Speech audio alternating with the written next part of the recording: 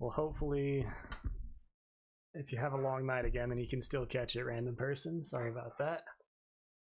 But I think you're being slightly sarcastic. Welcome in, guys. This is, what we are going to be playing today is a reimagining of Ninja Gaiden 1 by MiniMacro Sound. This is available up on itch.io here for free if you want to download it. And I wanted to give it a play because I have enjoyed this series and I've been looking for other things like it. I already played this through twice, actually. And I had a number of critiques for it. But we'll get into that in a moment. Oh, sorry.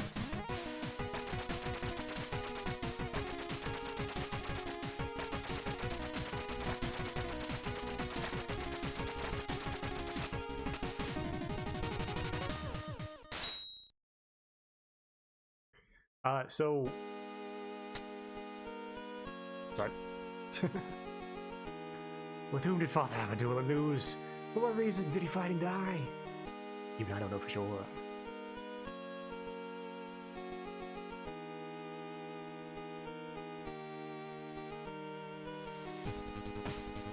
The day after he disappeared, I found a letter in his room addressed to me. It said, "View, I'm on my way to a life-or-death duel. If my destiny is to not return, you must take the dragon sword of the Hayabusa clan and go to America to see the archaeologist Walter Smith. You be always brave. I'll get my revenge." So, what this remake, or reimagining rather, appears to be is you have upgraded sound quality and a different sound font compared to the original game, but the music is the same for the most part, from what I can tell. And you also have completely redone levels as well, redone levels and different gameplay. So the gameplay is more in line with like Ninja Gaiden 3, roughly, as compared to Ninja Gaiden 1. There's not a whole lot of information on the dude's webpage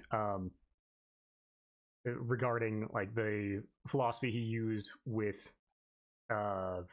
in regards to how he wanted to Jesus fucking Christ how he wanted to stay faithful to the original game while also updating it. Mostly it's just been redone almost from the ground up. However, yeah, well, let's just get into it for now. Give me just a moment. Yep. Get the fuck out of here. I did have to move around the controls just a little bit because they were not all that intuitive at the start. Hold on just a second.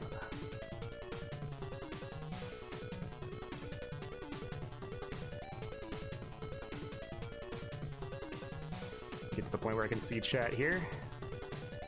So I did take some notes and probably go through those as we play. The main upgrade, as far as a straight upgrade is concerned, I think, is the soundtrack. Where it is really strong.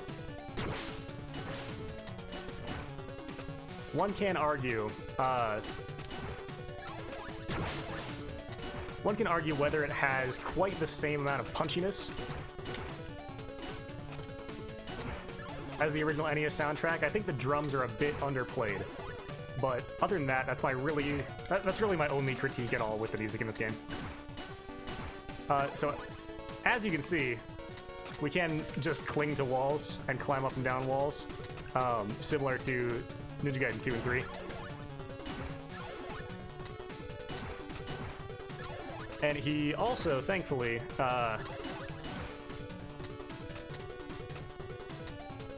We'll see if I can find a good example here. Anything that's going to give you a different weapon is not visible, but it is a different thing there. So, whoa, Jesus Christ! I did not press that many times. Is that just how it looks? No, it hits some sort of a glitch there. But this is going to be a different weapon here. Well, same weapon in this case, but.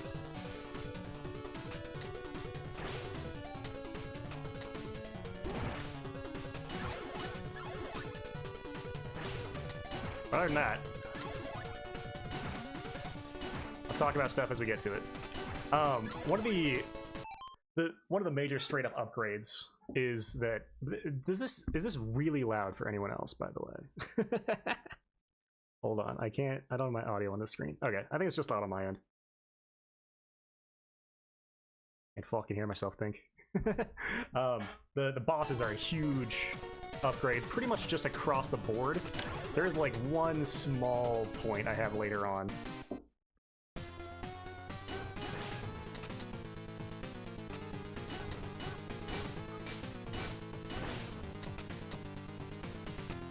This boss is pretty much the same. He's a little bit quicker, and he has that wave at the end that forces you to get up on the wall. But still a simple opening tutorial boss.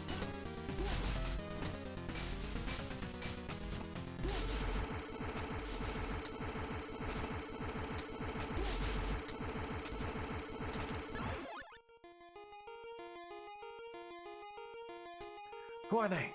They seem to be following me. Huh? Who's there?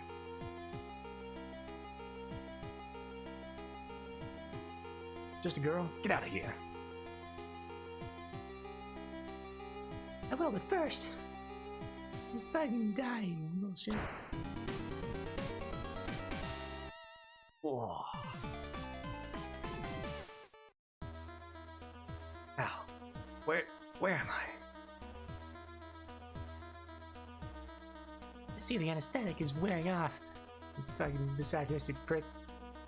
Who are you? Who are you? Fucking. Don't call me that. Shh, don't make much noise. I got a favor to ask of you. Here, take this and escape. What is this? This statue? There's no time to explain. That's a different game. Hurry. Get away. But, oh. Maybe she'll be my love interest later on. Did you try to kill me? There's no time to explain. Someone's coming. Be careful.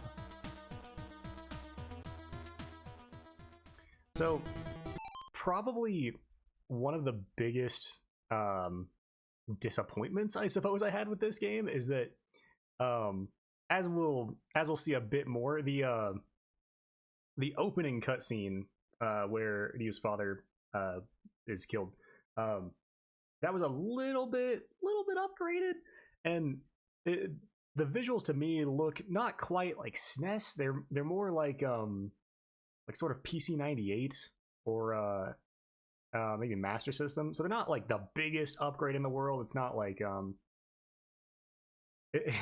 we're not going from NES to Saturn or anything, but it is definitely a lot more color, a lot more detail.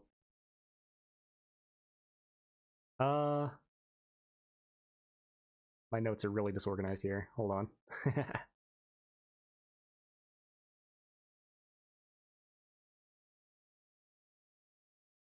Oh yeah, there was one thing. Ah, fuck it. We'll get there.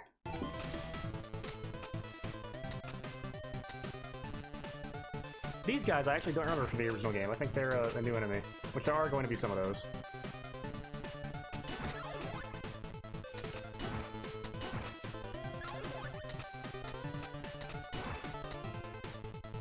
And I think, can we... No. We cannot, can't just down A there. Get through.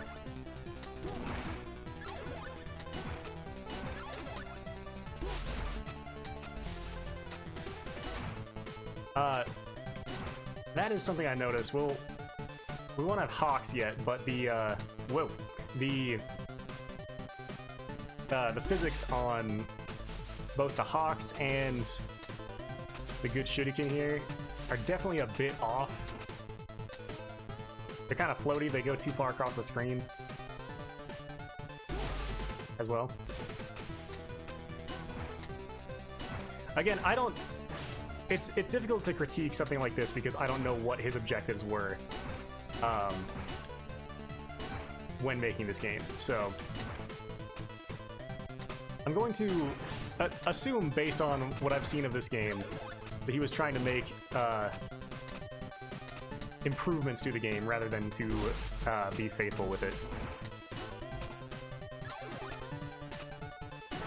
Because it seems to be what the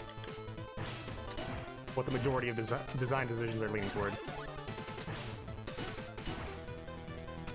So I'll bring up points on where the game isn't faithful to the original, but I wouldn't necessarily consider those negatives as far as the game is designed.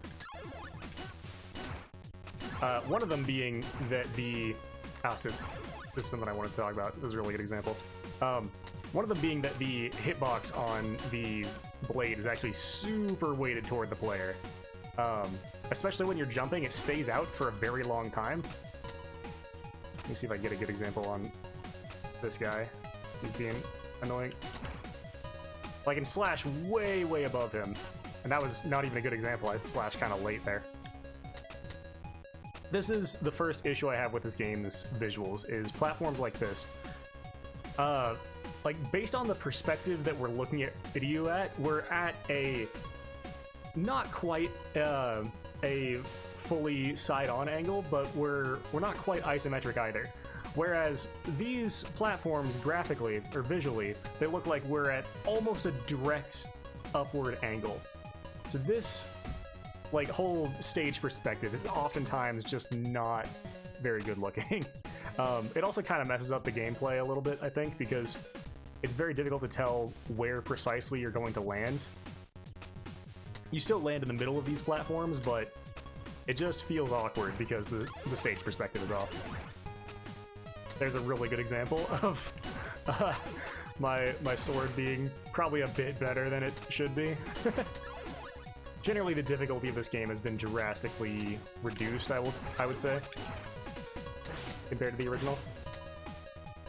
There are definitely some tough bosses later on. And this is something that is cool, a cool addition. We have these falling pillars. The original Ninja Gaiden 1 did not have many environmental obstacles at all. That kind of came into play in Ninja Gaiden 2. So it's good to see a bit more of those.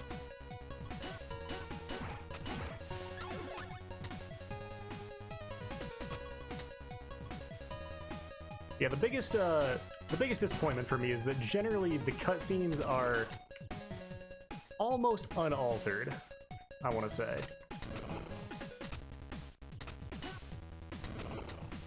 Like, maybe they're in slightly higher resolution, but as far as the graphics and aesthetics are concerned, they don't really seem to have much about them changed at all. Which is super disappointing. I think that's one of the biggest wasted opportunities of this entire project. So this guy, if you'll remember, was basically just like exactly like the first boss, more or less. He plays exactly like the first boss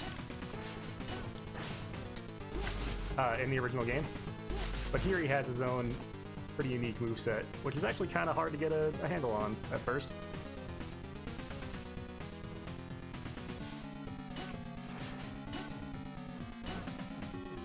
It's a bit difficult to put damage on him without getting hit as well.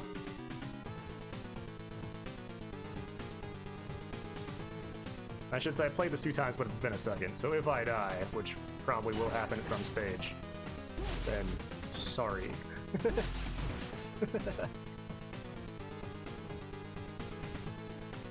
Especially the final boss is quite difficult to get the timings on.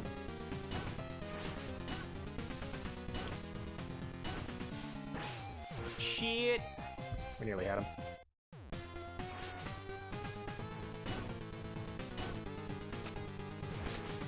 There we go. That's a bit more what it's supposed to look like. There's probably a bit too much downtime in this boss, but compared to the original, again, vast improvement. Yeah.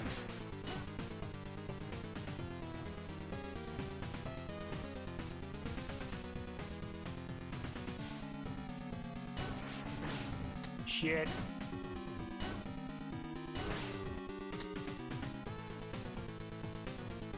Well, I'm fucking things up slightly less, at least. I'll take that.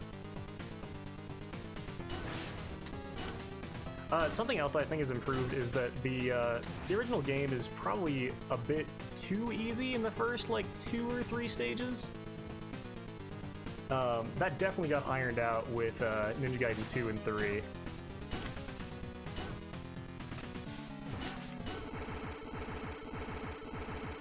But Ninja Gaiden 1, the first, like, 3, kind of even the 4th stage is a total piece of piss. So I'm glad the difficulty level was brought up a little bit. As I grew more and more suspicious, I don't have to look for that. Supposed acquaintance of my father, Dr. Smith. I'm glad he kept that pause there. That was always really funny to me. One thing I wanted to look at. Who is it? It must be Walter Smith. My name is Ryu. Ryu Hayabusa. Oh, that sword, of course. You must be Ken Hayabusa's son.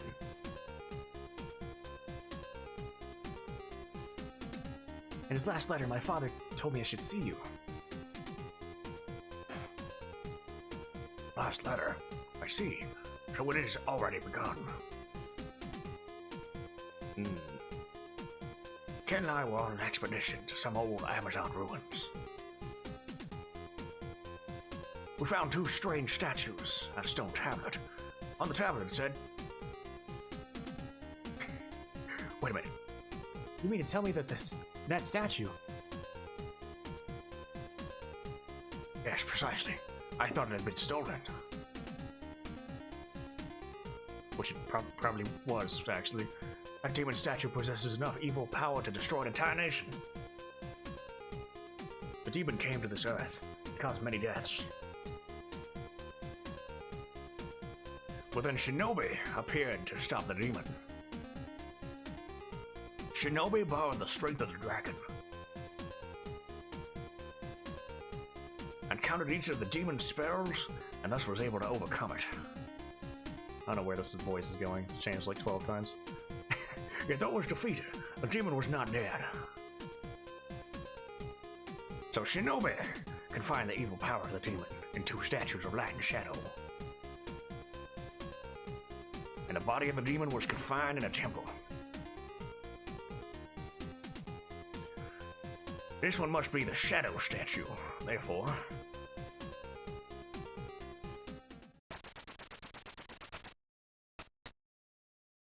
And now I've got it. Bye, friend. So I'm not 100% sure if that's Bloody Moth. Or if that's somebody else. This is one of the best looking stages in the game. This looks really good.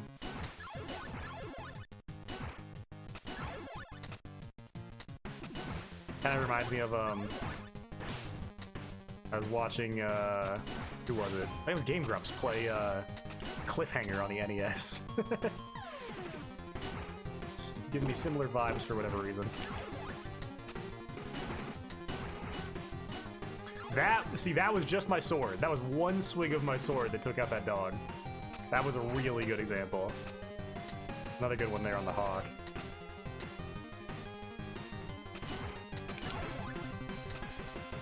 Or like, I don't mind it being more weighted toward the player than it was in the original game, because the hitbox is really, really slender in the original game. But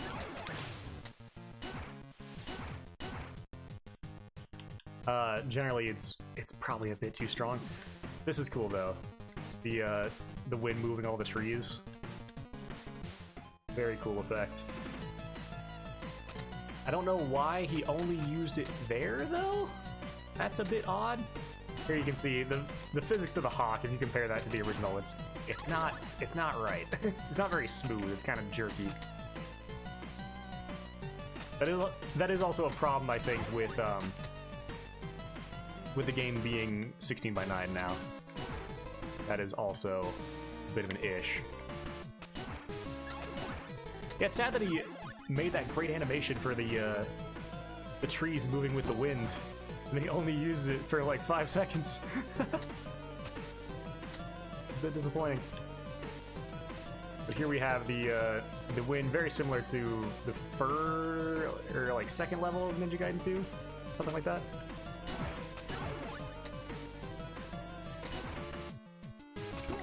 There's also what? It's also a cool wrinkle in here when we get to that portion.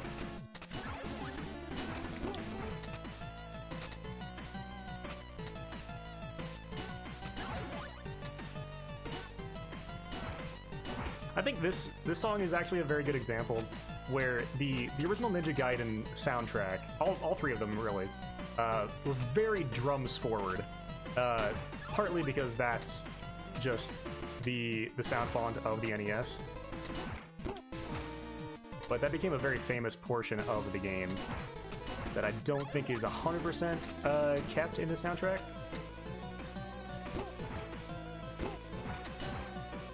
You also have these... This is something that I don't think the original games ever did, I'm pretty sure.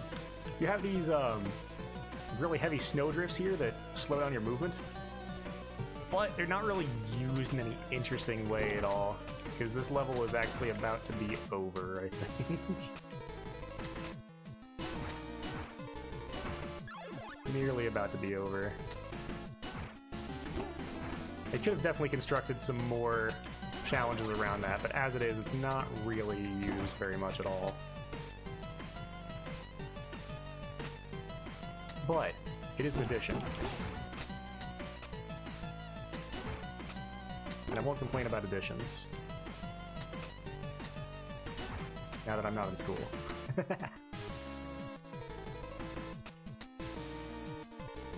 Trying to find out how to actually get down to this thing. I guess fuck. Want to do that, but not quite in such a fashion. You can also see we have unlimited lives. I believe there is an option for limited lives. That's something I wanted to... Oh, I got absolutely boned there. Something I wanted to check real quick is actually if we have... Oh, shaders are on already. Are you sure? That doesn't look much different.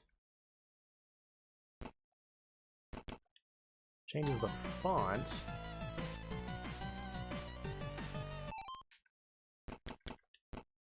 Oh! I need a slightly larger resolution than that. That appears to just be changing the font to my eyes. Yeah, I was... It's kind of an oversight that there's not really any scan lines or anything like that. Oh, but there are some pretty good accessibility options here, actually. Surprisingly good. You do still have upfire for your weapons if you want. I decided to put on. Huh. And yes, you do. You can put on lives if you want to. Which, let's actually do that real quick. And I want to see where that sticks us on a full game over. I imagine it will stick us at 3-2. Yep. Don't have any ammunition at the moment.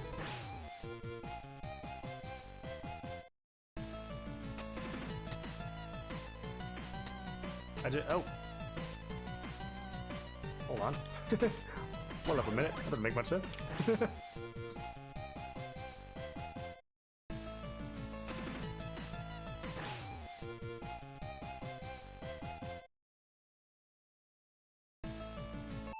Okay, so that will actually gave us a checkpoint. Yes, that is the start. Okay. It is setting us back to 3-2. Not any further back, thankfully. No Ninja Gaiden 3 shenanigans for us today.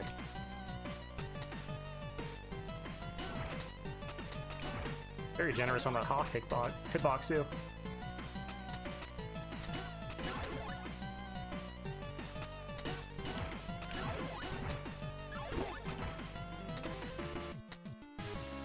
But like I said, generally the game is weighted more toward the player.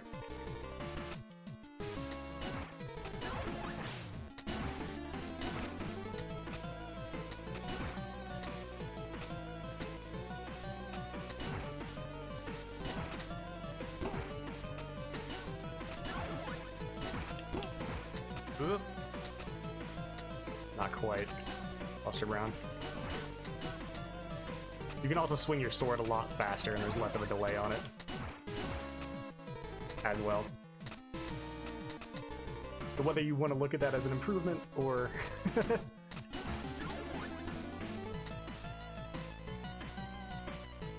as not being faithful to the original, either way. Break. Just barely missed my jump there.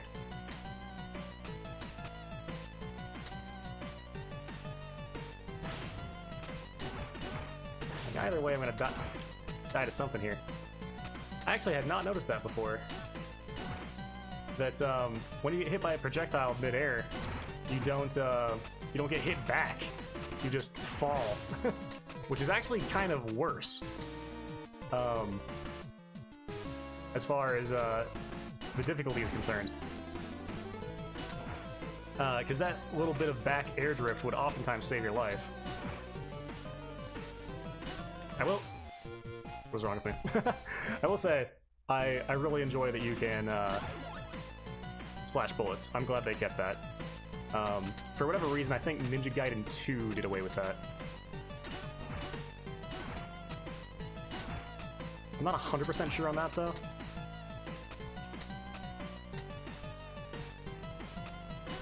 I pretty vividly remember not being able to slash bullets in Ninja Gaiden 2. I don't think I tested it very much.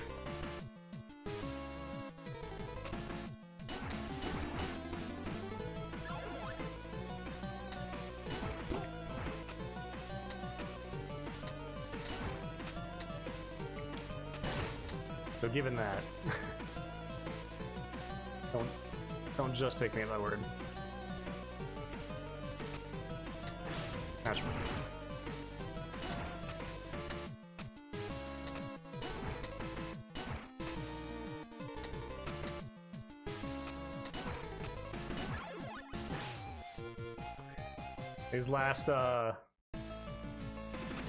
These first 3 stages have been made more difficult. Which I will say is a good change.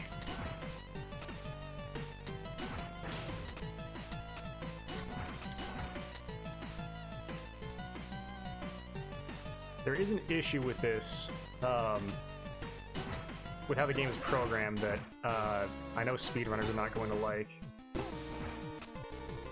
But it'll probably be a good idea to save that for later. That was actually a very good example of it, so I guess I can talk about it now. All of the enemies are on a global timer rather than just on a screen timer. And they were probably on a screen timer, just because that was the limitations of the time. But when you're rooting for a game, then that's going to mess you up pretty bad. It'll introduce a lot more inconsistency.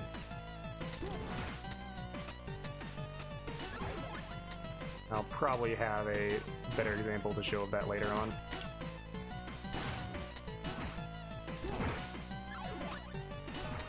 I think this is the boss. Very kind to give me basically full health back.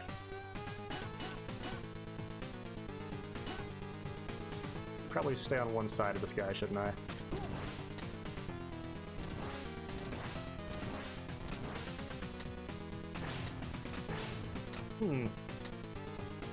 Not quite sure how one would avoid that. Let me see.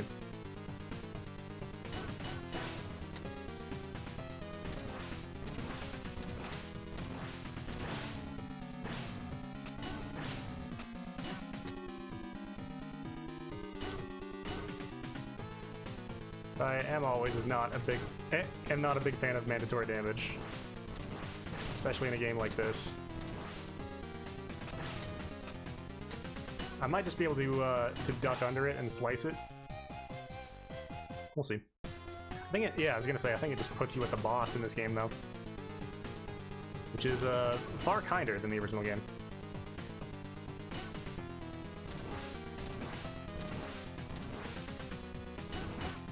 You can't just slash it? Okay. Good to know. Now that I've died twice like a fool.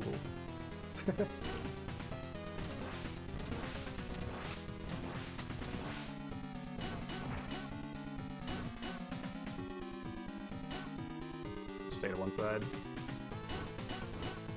You're not quicker than him. He kind of reminds me of, not Dulcine. Damn it. Never mind. I can't remember the character's name.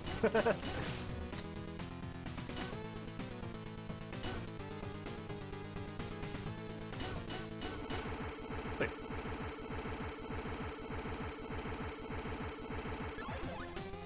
So that's a little bit of extra complexity compared to the boss of the original game. A couple more patterns. No, Dr. Smith.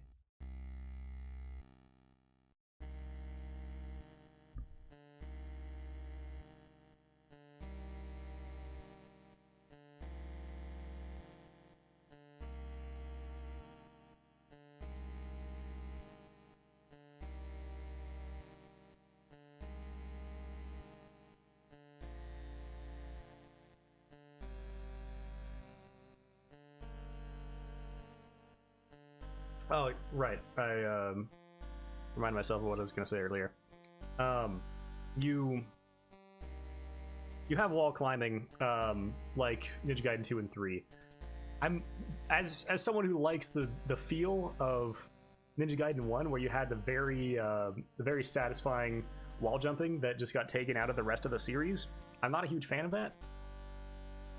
But as someone who's trying to improve the overall game feel, whether or not that's a good change is debatable. I think you certainly could have, is it Ninja Gaiden 2 that does it where... No, I'm sorry. It's actually this game that does it, where there are some ladders in the game. But not every single wall is climbable. This is the only game that wall bouncing was actually a very integral mechanic.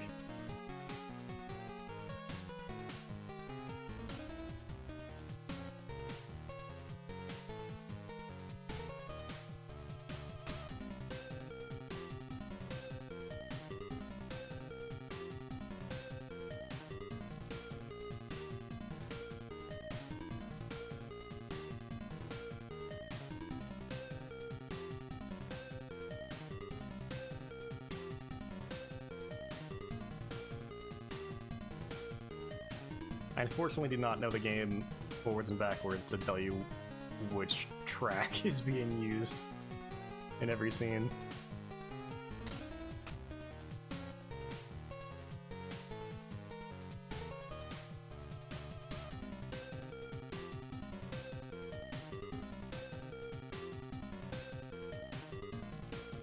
This scene might actually, I want to check if it's been updated a bit from the original. I don't remember this whole projector setup that he has, which is a very cool effect.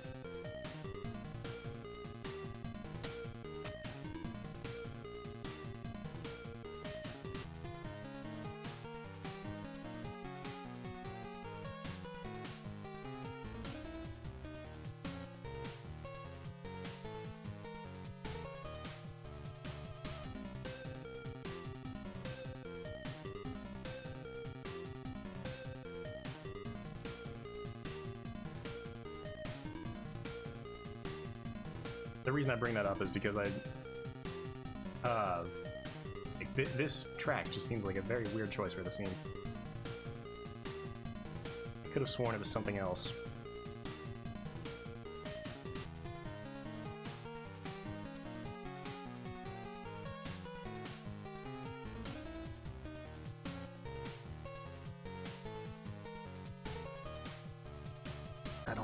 I didn't really want to voice act this whole scene because it's very long.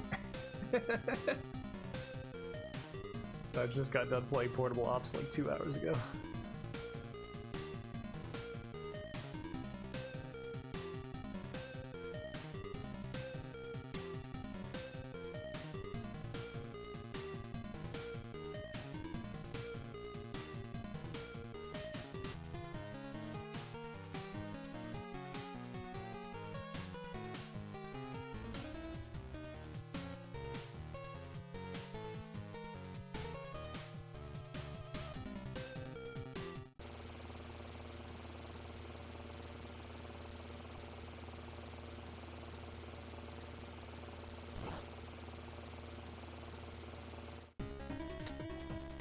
Something I did want to point out real quick here is that if you've seen anyone speedrun this game, then you know that there is a like maybe an exploit in the original game which allows you to slash really, really fast, like way faster than you should be able to normally.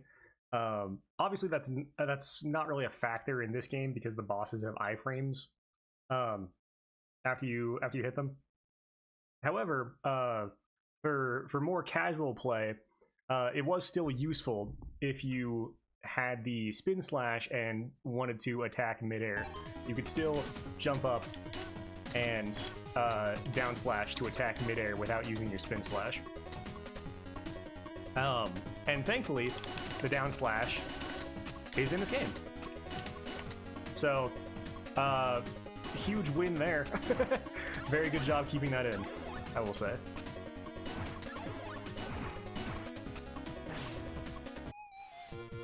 I wanted to show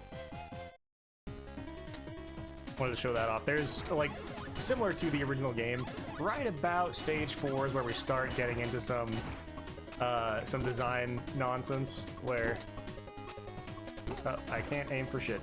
You start running into a lot more first-time player traps, and it generally gets that's where the game starts getting pretty cheap, we'll say. This, I think, is just a straight oversight where you can't actually jump on here. You just... There's a couple jumps like that where it looks like you can jump on top of it. I'm just not thinking now, sorry. Looks like you can jump on top of it, but it is not actually able to be jumped on. I think there's at least 1 or 2 more like that later on.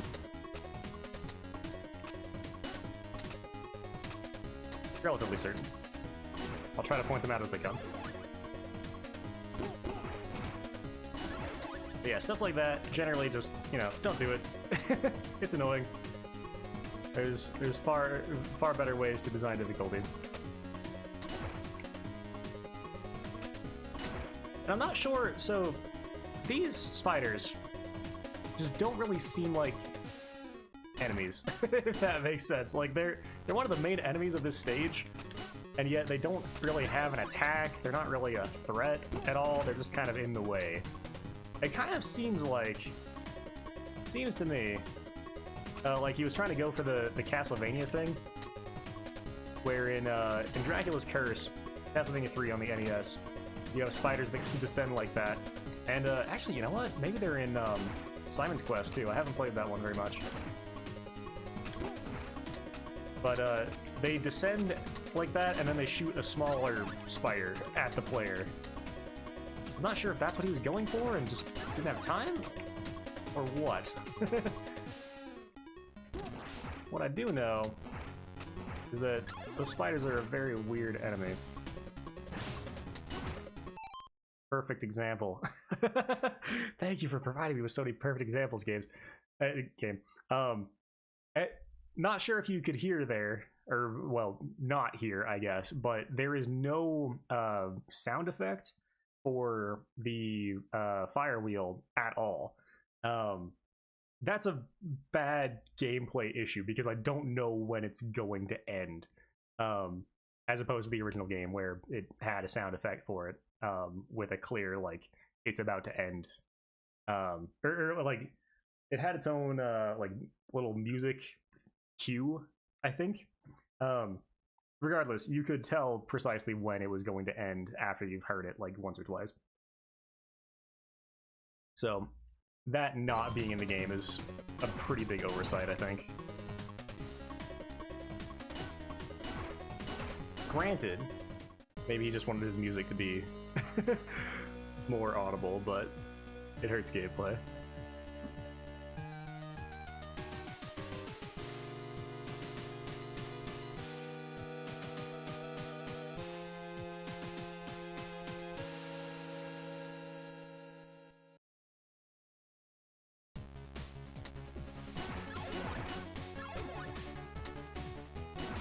And here we have the best song in the game, as everybody knows. This is the song that AVGN used during his training montage. This is very cool. I love this effect. That's brilliant. If there were more like stylized visual upgrades like that throughout the game, then certainly my opinion of it would be a bit better. Oh, as you can see, so we have the spin slash right now, but I can still down slash with the spin slash, which is nice. I'm very glad he left that in. Assumedly a he. My apologies if you're not.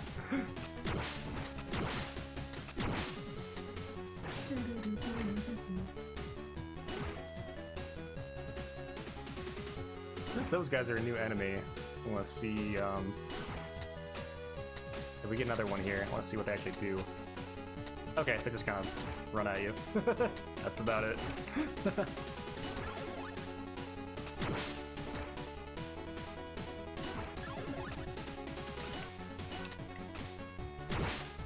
Yep, I fucked it up there, but it's especially important to have the down slash for getting more Shinobi energy.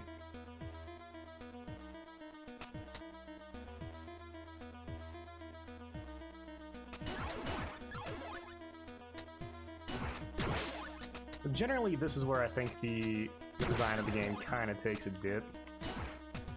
We'll get into that as we go.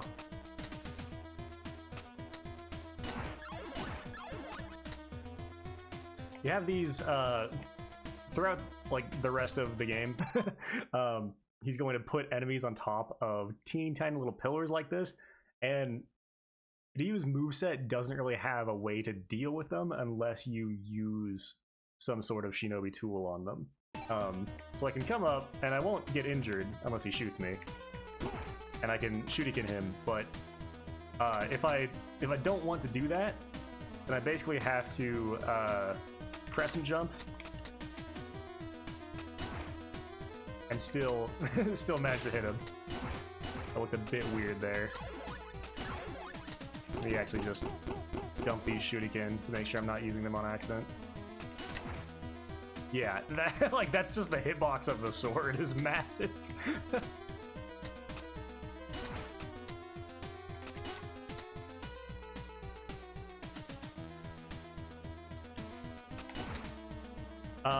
There we go. That's essentially how, like, gameplay-wise you have to deal with it if you don't have any shinobi energy. Is you come up to the top of these pillars. I'm gonna run out of time, but whatever. You come to the very top, and then you can press, similar to, I believe it's Ninja Gaiden 3 where you can do this. You can just press forward and jump, and then that will allow you to jump rather than having to do a crescent jump like in the first game. And then you just hit based off of that. I don't know if that's the intended way, the intended method, or if you just wanted you to use shinobi energy. Regardless, you probably want to have some way to have the player not be essentially soft locked if they run out of shinobi energy. Because that seems more like an exploit than an than an intended mechanic. And yeah, as I was saying earlier, Act 4 is kind of where we get into more first-time player trap territory.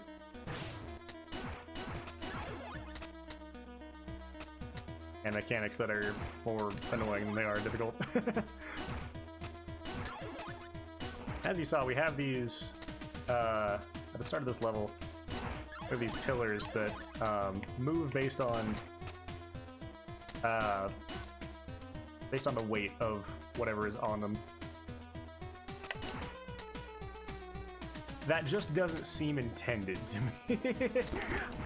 I think he intended you to just have shinobi energy to deal with these things, but like climbing up these pillars, hitting with a shitty hit, it's super awkward. There's no other way to put it. It doesn't flow very well. It doesn't feel very good to play. I would have preferred if he rethought that at some point. But yeah, these pillars, they're not really difficult in any fashion. They're not really puzzling in any fashion. They just kind of slow down the pace of the game, honestly. At least with the snow, you have a bit more, or the wind, I should say, wind in these snow levels. You have a bit more of a timing challenge associated with it. Versus, fuck. This is at least a timing challenge.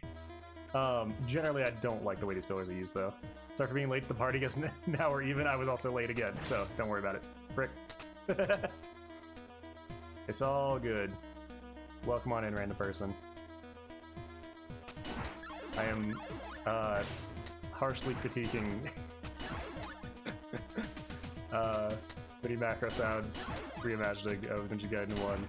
Well, I hope he doesn't hate me, but I try to stay away from reviewing indie games too much, because when it's just a game made by one person, I think they're going to get the feedback regardless. And I don't like to be the person to rain on someone's parade, but maybe I'm just being too sensitive. Hopefully if people make a video game, then they're able to receive criticism. Even if it's just a one-man project. I think that's the thing, is if it's a one-man project, it feels a lot more personal to criticize someone's game. There's clearly, obviously, a lot of passion and effort went into this.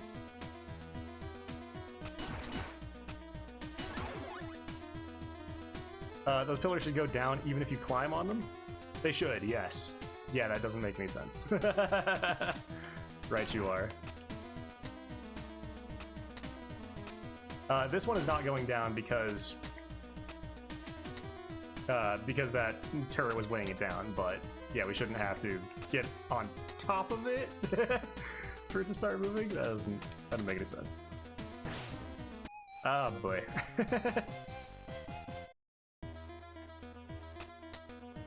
This is what I'm talking about with first-time player traps, inconsistent elements. You have that just blind jump across the whole screen that you have to make. I can't see what cycle he's in for his projectiles. I just have to either have played the level flawless and rooted it out, or RNG it. Oh yeah, I forgot about this. There's like a 2.5D element to these pillars. So like this doesn't do anything gameplay-wise. It's not really an obstacle. As far as what's done with it, it's just like really annoying that I'm trying to jump up to this pillar, but I can't jump here because I'll get stuck on this fucking wall. I gotta come to the bottom of it. That kind of fucks up the game feel. Yeah, it's a 2.5D effect, but it just doesn't do anything aside from be annoying. Like, if you were to create actual obstacles out of that, then that would be interesting, but that's not really the case. Not really what's been done. It does look cool. And you know what? Gameplay over, or graphics over gameplay, that's what I would say.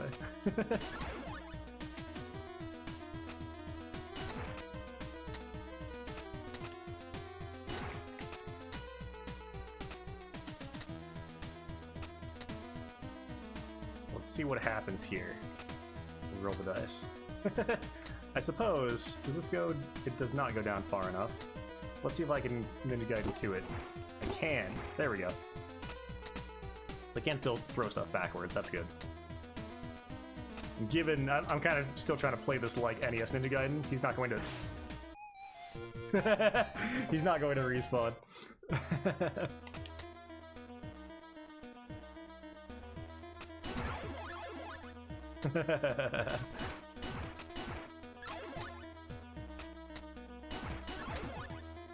There's definitely certain elements like that. Plenty of elements like that in the original game, so.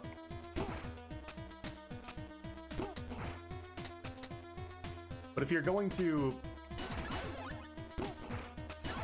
Again, it makes it difficult because I don't know the design philosophy that he was going for, but if you're going to try and improve the game, if you're going to try and make it play better than it originally did, which I would assume is the goal if you're going to redesign the levels and mechanics, then you don't want to have design weaknesses like that, even if it's faithful to the original game.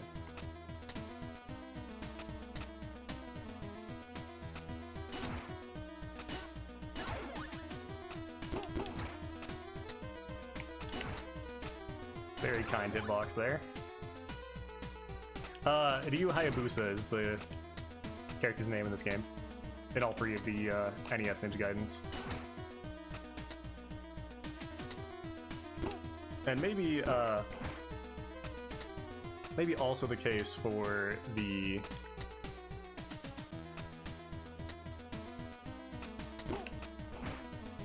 Xbox games, but I'm not certain of that fact. Not at all. Throw out a star to throw a star to 2 next time. It's not like you don't know where he is. Yeah. That's the problem, is like I shouldn't have to know where he is in order to avoid him. Or I shouldn't have to learn where he is through dying. I guess is what I'm trying to say. But yes, now that I know where he is, then I can get through him.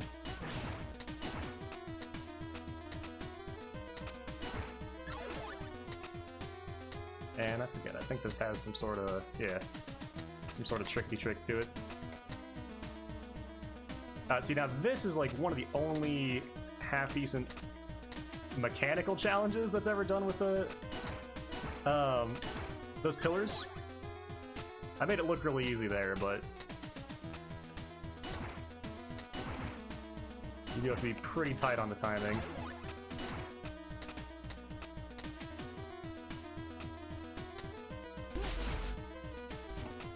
It's okay, that's what you're here for, right? Watch me make games look too easy. I do that all the time, as everybody knows. Keep the swag star going. Keep the swag star going. Keep the swag. No, my swag star. Damn it all to hell.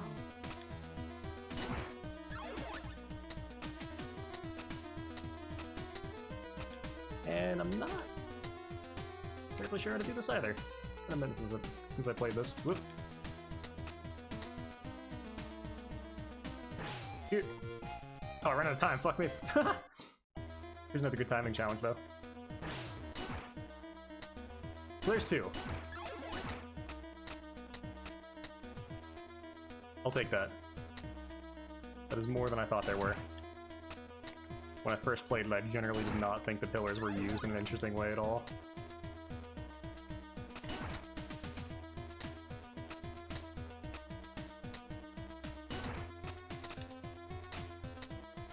Definitely makes it quite a different challenge when you don't have shinobi tools.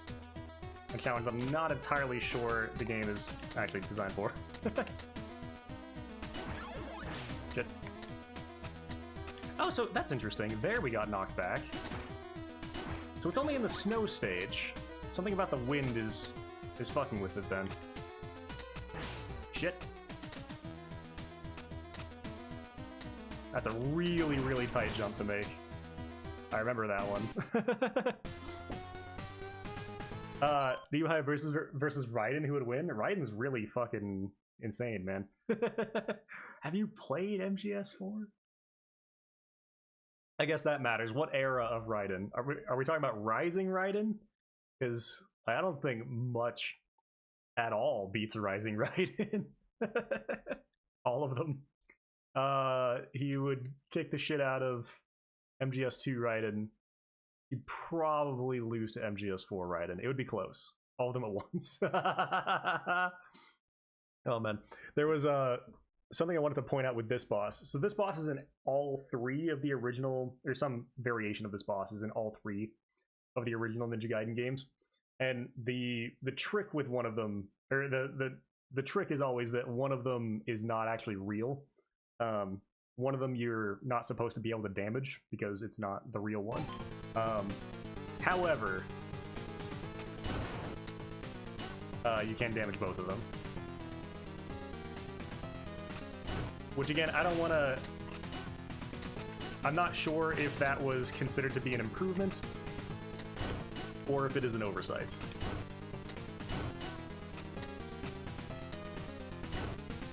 It seems oversighty to me personally. Granted, that's some deep Ninja Gaiden lore knowledge, I guess, or gameplay knowledge. So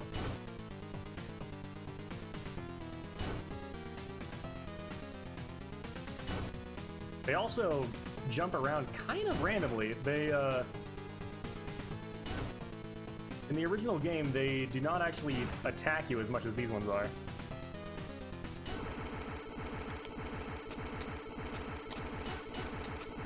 However, this background is sick.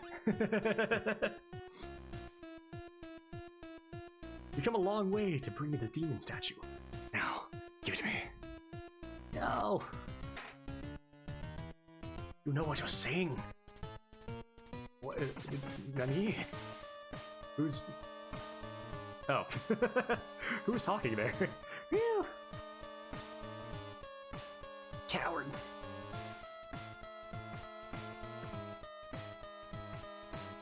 No, don't give it to him. I put the demon statue on the floor. I'm back up. Nice work. I guess this is goodbye. Have a nice day. Yeah, I love that. Like, oh, he's gonna say have a nice day? Please. They kept all the dialogue, from what I can tell, exactly the same. I'm not 100% sure about that, but all the iconic lines are there.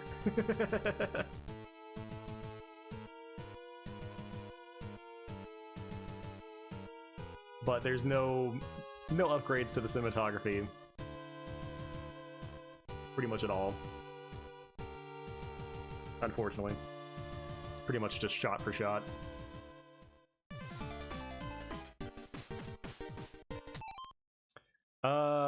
Wanted to see if there's anything else to talk about here.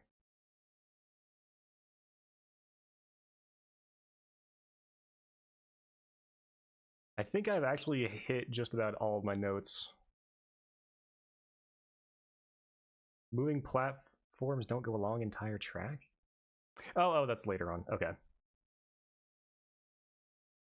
I don't think you play as Ryu in the arcade game. You may not. I haven't played the arcade game because it's just kind of a regular beat 'em up.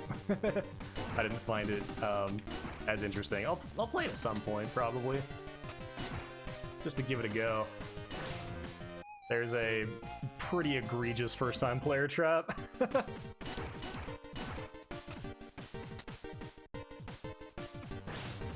I won't lie.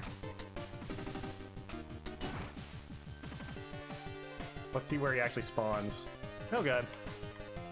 If you're taking it slow, then he's definitely avoidable. But does that go against the game? What the fuck? I thought I jumped. Does that go against the game? Kind of, yeah. But the continue screen, what?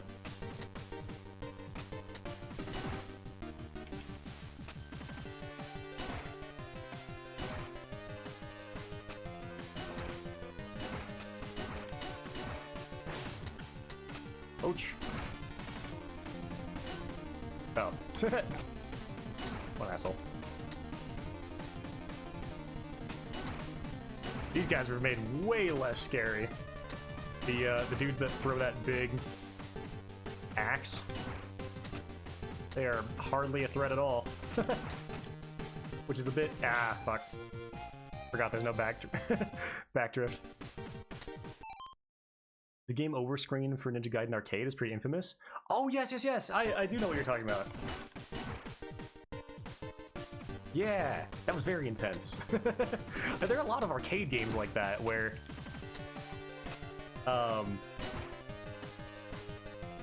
you just look at this and you're like, oh my god, Nintendo would never allow this.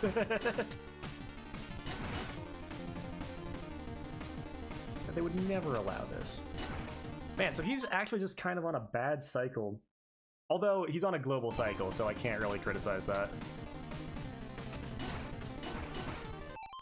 So that's the problem with a global cycle, is that take like Donkey Kong Country, for example. Whenever you get to a certain part of the screen, that is when an enemy is designed to spawn. Thus, regardless of if you stop like playing the game flawlessly for a quarter second, that enemy will still be timed. The spawn of that enemy will still be timed perfectly as you get to them in the level. You know what the problem is? You don't need to elaborate. I'm elaborating for MiniMacro Sound if he ever sees this, or for other people. So when you're going to have a global timer, that kind of just messes up all of your enemy spawns in the whole game. And that's why like precision platformers like Celeste or like Donkey Kong Country. If you cute, how so? We'll always have set enemy spawns like that. So I think that's a extreme design oversight that makes the entire game feel very sloppy.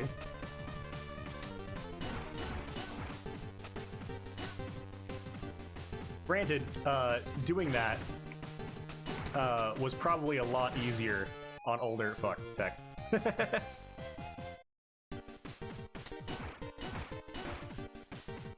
No, in case the indie developer sees this. Not Microsoft. Fuck Microsoft. They ruined Xbox.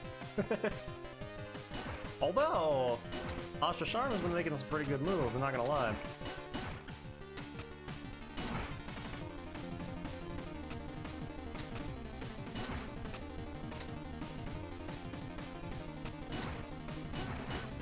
We'll have to see if she keeps it up.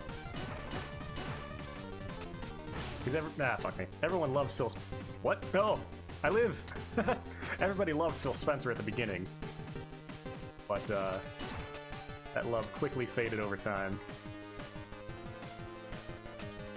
But yeah, I shouldn't have to point out another pretty bad first-time player trap. Pretty bad.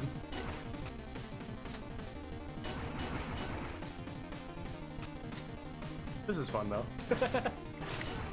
Trying to kill these guys without damage.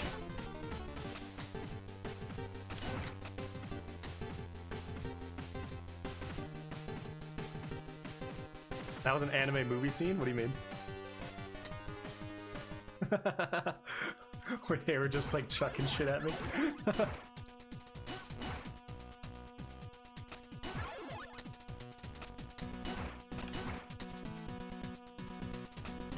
I don't want to like send him the stream, right? Granted, he said that if anyone streams it, he wants to watch them, but I'm not that pretentious.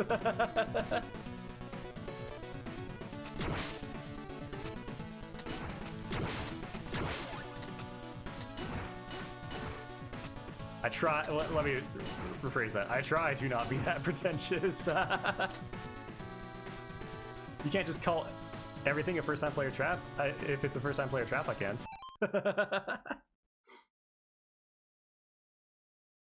Oh, I see what you're saying. Yeah. That was pretty sweet. Let me see if I can actually back strafe this. There we go. Can't get it, though. That's unfortunate. Huh. So I'm not actually sure how one would get that. Let's see if I can actually fall here. No. I cannot, as it turns out. Oh, you know what? Since I can fall there, since we don't have the limitations of the NES, I can get that. Which I think... Oh! Oh! No! Stop throwing dives! No! I think getting that will allow me to hit my last bullet point. Second to last bullet point.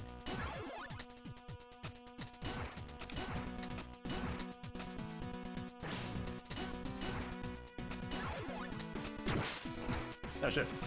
Wait.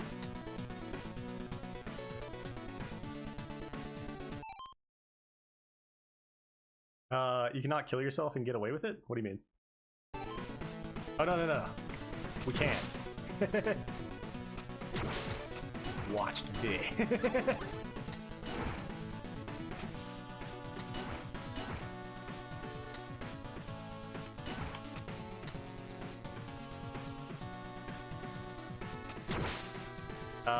Okay. So let's do hit, back strafe. Ah! My timing wasn't perfect. NHK manga. I am very surprised by the pacing. It has like 40 chapters, and I'm at chapter 13, and I'm already doing the pyramid scheme arc. Huh. They might have just had to cut out a lot of stuff for the anime, I'm not sure.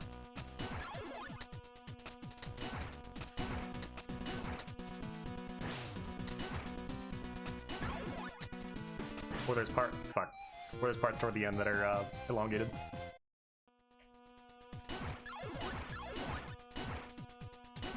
I want to get the shuriken.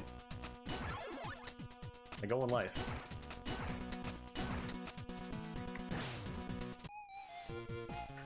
Ah! I'm trying not to take damage there, but I think just based on the cycle I'm on, it's not gonna happen for me.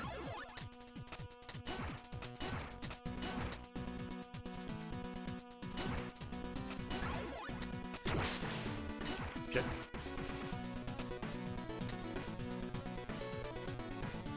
No, I am. I've not fully read the manga. I'm a few chapters in.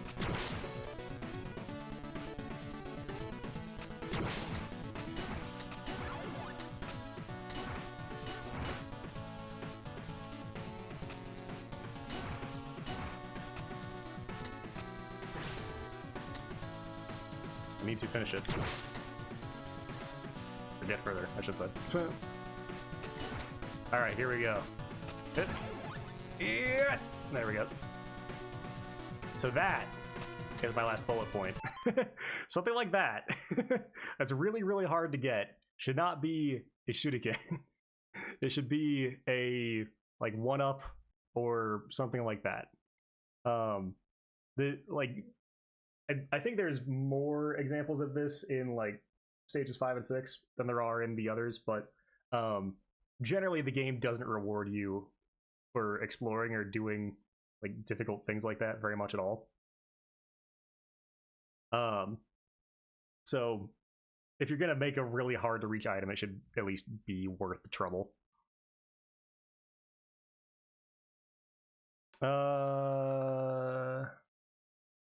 Sui arc is basically in chapter 7 and 8. Homako's Division is also just one episode. Yeah. Okay. Huh.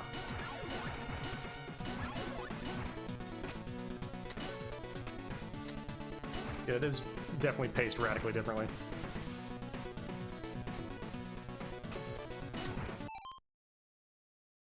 The anime, by the way, is better because the manga just feels rushed. The anime elaborates on a lot more. Really? Okay, well, we'll have to see what those last, like, fucking 12 chapters of the manga are.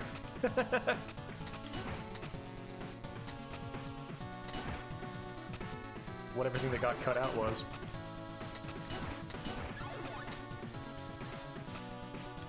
Good. That's another good example. Like, visually, it very much looks like I should be able to just jump onto that thing. If you're not going to have that be we jump on a bull. But like place it a bit higher so that I know I can't jump on it rather than trying and failing like a doof.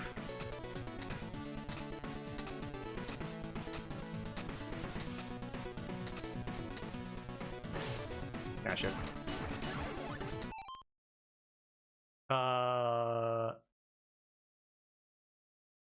The only gaming arc was already done? Was also already done? By where you are in the manga? How far have you gotten already?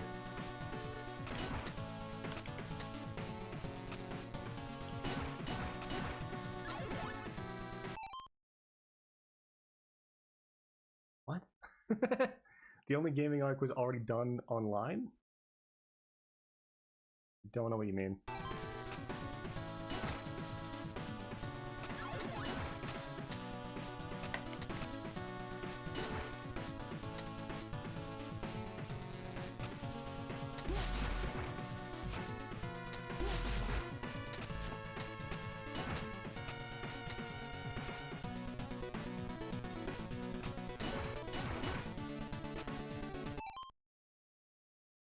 The only gaming arc was also already done. The online. Okay, I think I got you. The online gaming arc was also already done by where you are in the manga.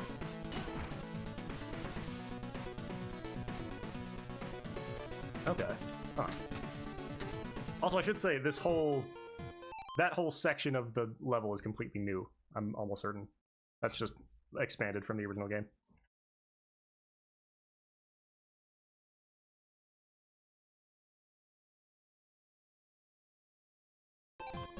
You're now at chapter 14, which is the pyramid scheme. Okay. That is going by pretty quick then. Pyramid scheme was at least in the latter third, I thought. It was pretty late. Granted, I've only seen the show once. My memory. Don't do things like that. Just don't. Or that.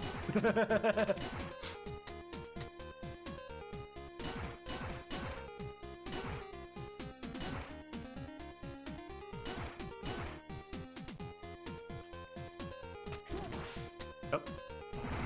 Not the fire I thought I had.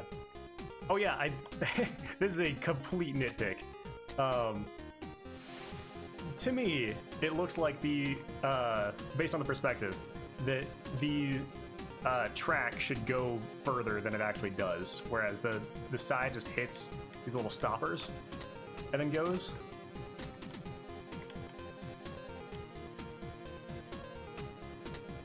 I feel like it should go through the whole thing, personally.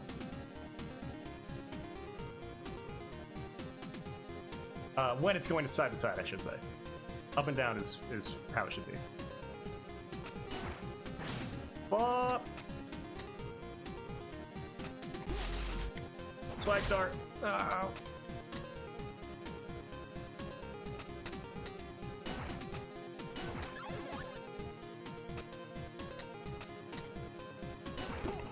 On the other hand, this is a dope track.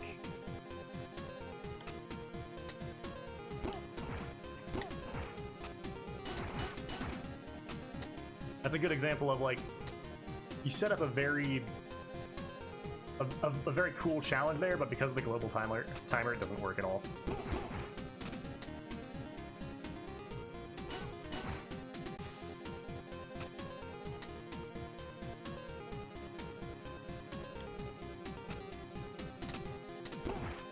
Shit. Let me see if... I think this is another good example.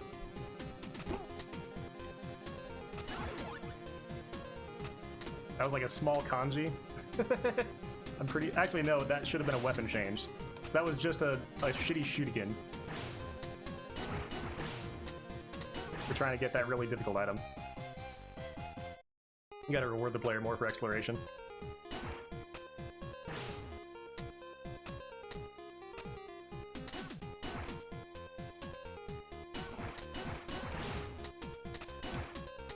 Shit.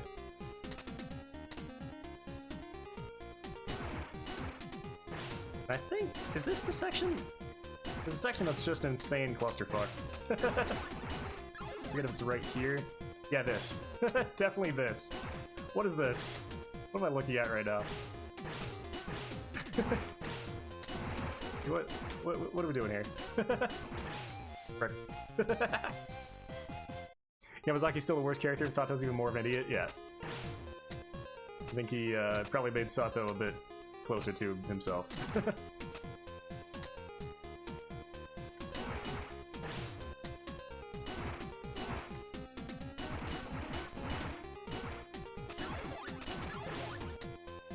This is just such a clusterfuck that it's not very satisfying to actually fight through here.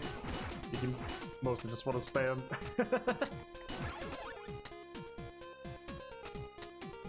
No! Leave me alone, Hawk!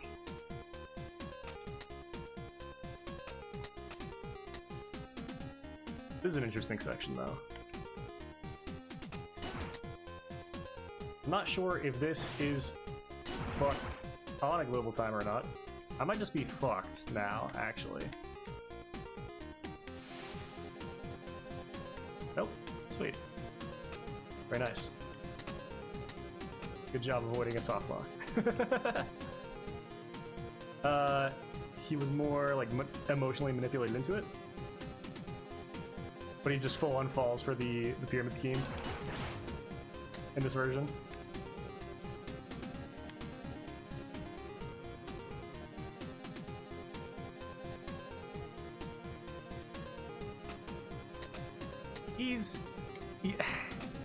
Yeah, it has a better depiction, I think, in the anime, based on that description, then. Because that is how MLMs work, is you have... like, God fucking damn. The victims of it are always more so your friends and family than yourself. But of course, people also ruin themselves financially with that shit.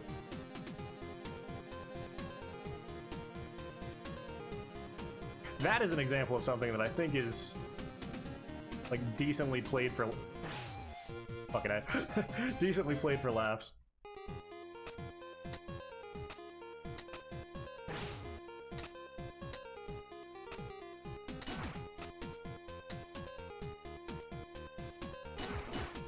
Like, that's a good example of them playing up the ridiculousness of the situation.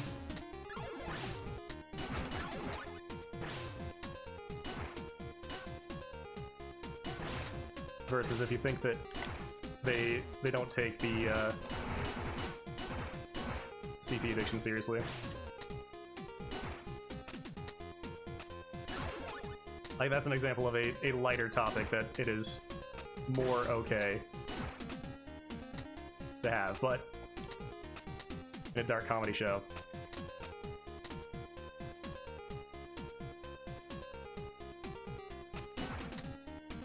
You can only complain so much that there's dark comedy. Fucking heck.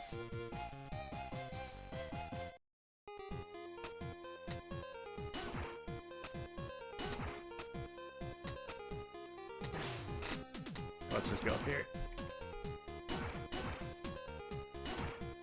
See, now this is good, that you can make this... This is interesting, that you can make this pretty precise jump. Maybe it could be a little bit more precise, and then just avoid this whole situation down here. That... I do like that a lot. I had not even attempted that before, actually.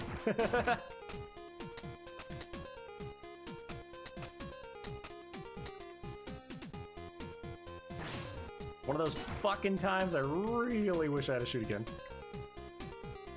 Questionable take, have some.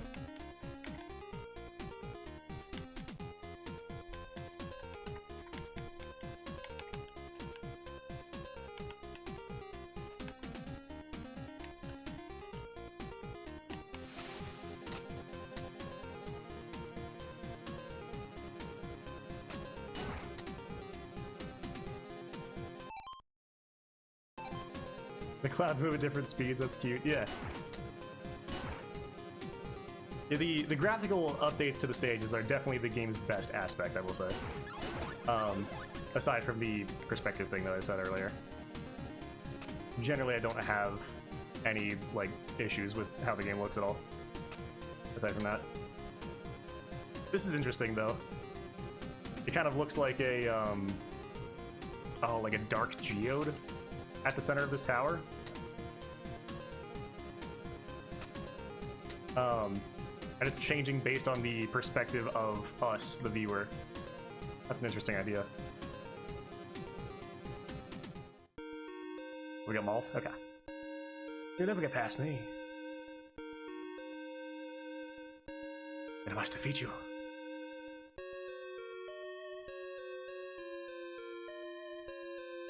You're as bold as your father, but he is a much better sorcerer. Well, was. No. You know my father? Killed him. Come and fight, young Hayabusa. Let him off. This is a good example of a boss fight that was actually really well improved. I kind of fucked myself. There we go. No, just take damage.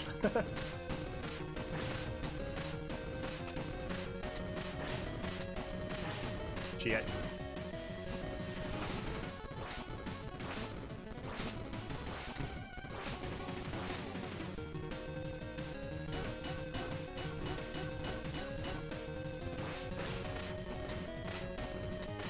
Now it does so much damage. Fuck.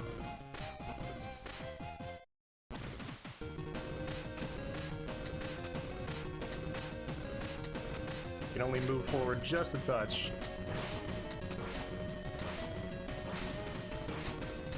Oh, fuck.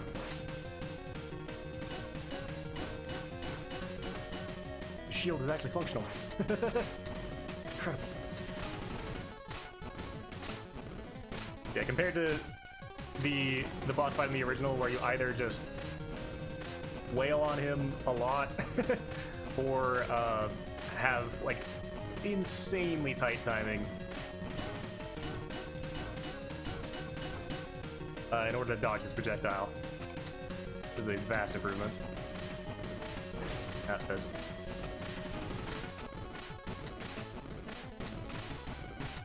Even if I suck ass, still a vast improvement.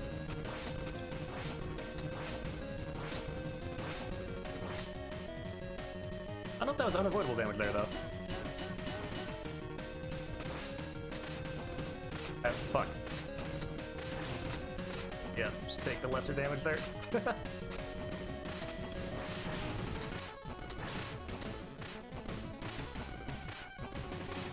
Okay, we almost got him. That actually seems like a mandatory hit.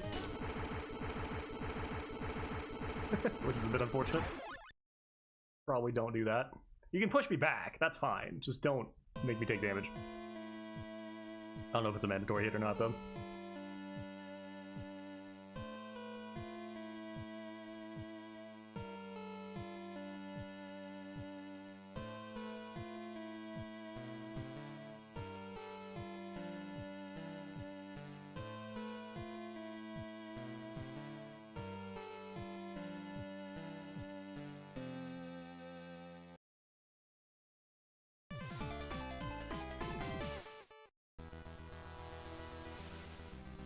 And this is very cool. We have the reflection on the ground here. That's pretty freaking sweet. If you had to mess up the perspective just to have this reflection, I'm okay with it. Well, I'm more okay with it.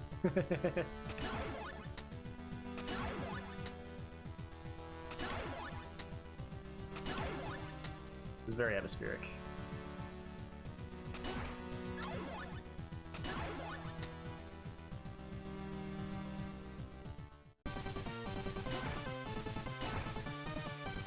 I wanted to see what was...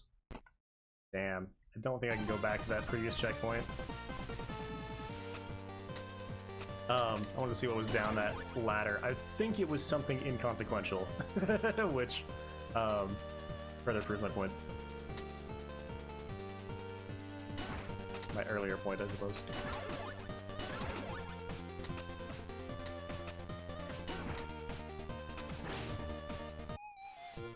Shit.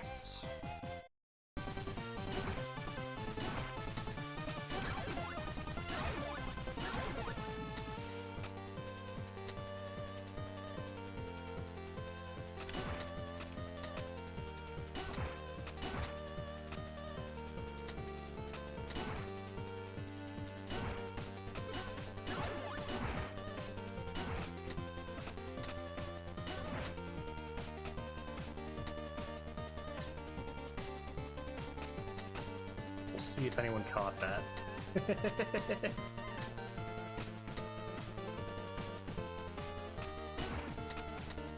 Oh yeah, if I kill all the enemies,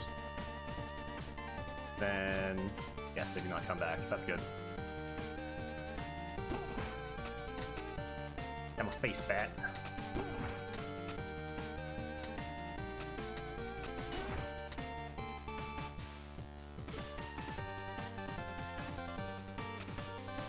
So, if you have not noticed yet, the stage is repeating. That's because we keep running past this mirror type thing, which makes the stage repeat. I'm not... First and foremost, he places a bubble here, like a weapon here, which you do actually want for various parts of this stage. I don't like that you're quite forced into it like that. But that's it's fine.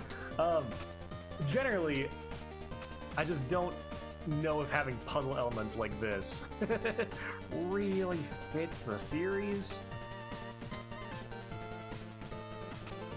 Because that's really the only thing like that in this whole game. The final level is a bit more exploratory. It has a few more elements like that.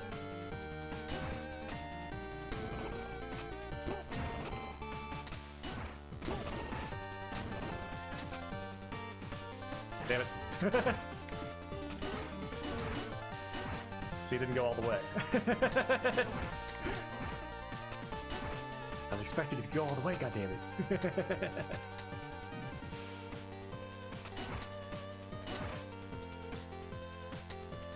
Yeah, I'm not huge on having puzzle elements like that. It just kind of slows down the pace of what is supposed to be a very fast-paced platformer. Ouch. That is not the only time it'll happen either. However, visually the stage is awesome.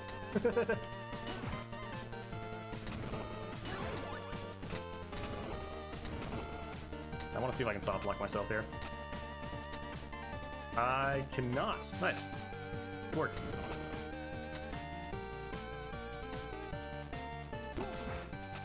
We have another one of those right here. It doesn't activate the first time you pass through it. Just now. Aha!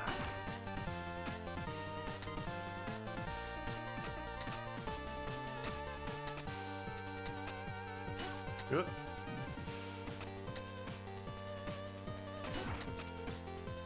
What's up? Oh, I died. Ran out of time. Just fucking talking too much. Like a pizza. Good. YouTube actually didn't allow one message to get through. Yeah, I don't have control over... There are some words that are just permanently auto-modded. I have all moderation turned off.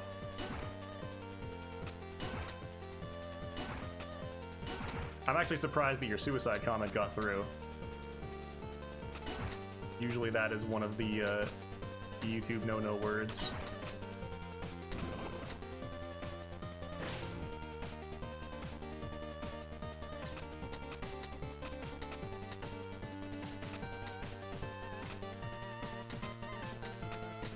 Things like that, it's like, why even have those paths there if they lead to nothing?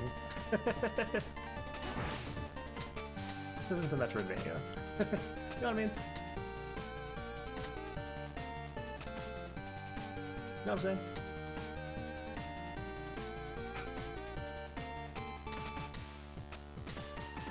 Oh, this is the path. Okay.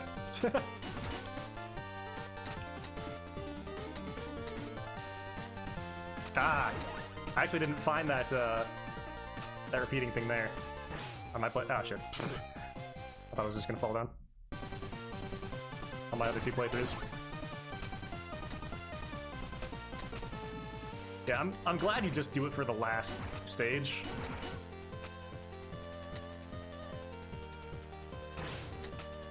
I'm generally not a fan of these more open-ended levels in a Ninja Gaiden NES game.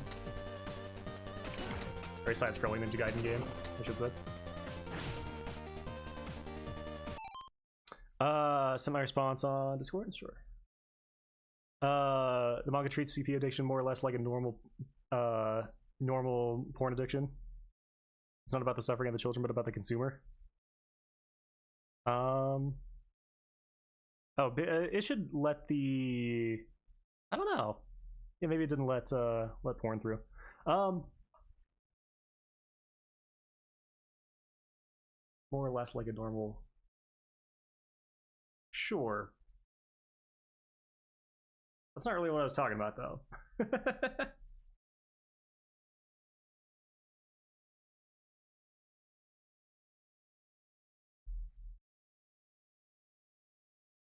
I was just saying that the like that is not played up for laughs, not like the pyramid scheme situation is, at least not to my remembrance.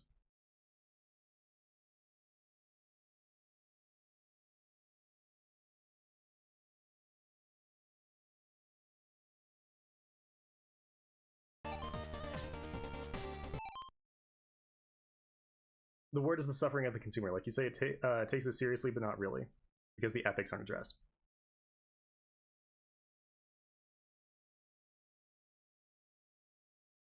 Yeah. It doesn't play it up for laughs. It doesn't try to make it funny. But oh, it's definitely played up for laughs in the manga? Okay, well, that's kind of a problem. But yeah, addressing the ethics of the situation. This is kind of the conversation we were having before, where if something isn't the primary theme of a work, does it need to be fully explored to the degree that it would need to be if it were the primary theme of the work? I don't really think so. I think you can bring up certain themes without like Black Lagoon does the same thing, where like it has it has a whole like arc about two kids who were victims of trafficking, and yeah, it doesn't have it treats that as a vignette more so than it does as a very serious topic that we're going to spend 12 episodes talking about. Like I think you really are running up against the limitations of not just the medium, but maybe even art generally.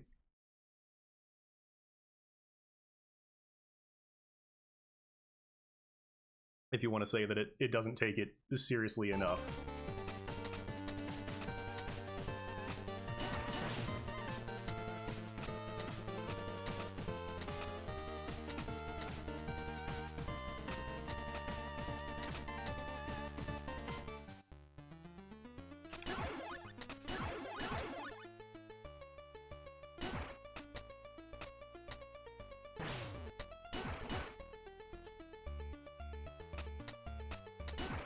I also don't really get, so this is another win stage. I don't really get what's happening here, frankly, because the background is moving and it seems to be a sort of like tower full of machinery, and yet if we just like change screens, it'll start moving in a different fashion. I don't really get what's being visually conveyed here. Also, hopefully it's not just death.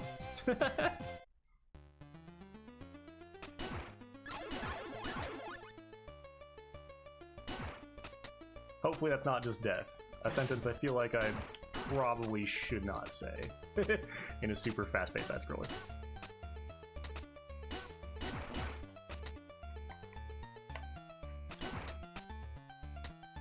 Ah, I see. It was my lack of observation skills that was at fault.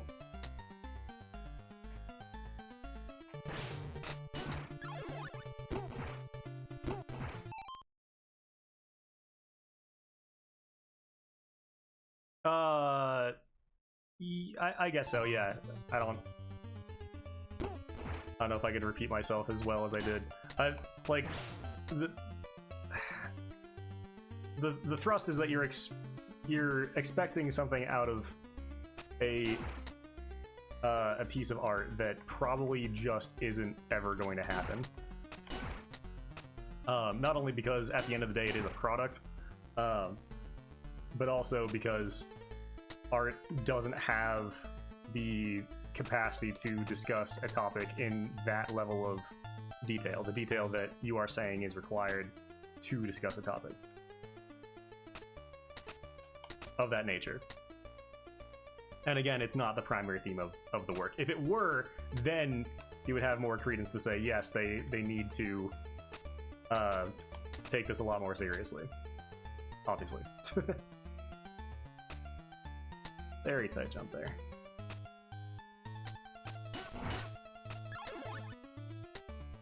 Ugh.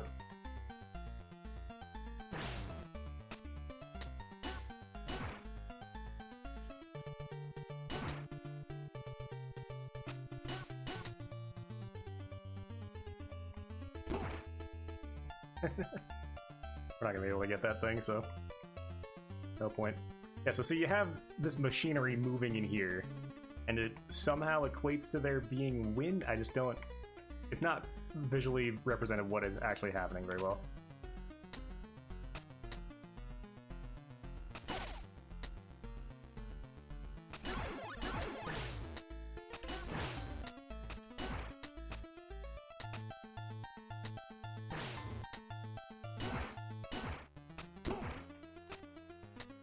You're running up against the limitations of art as a medium for philosophical discussion,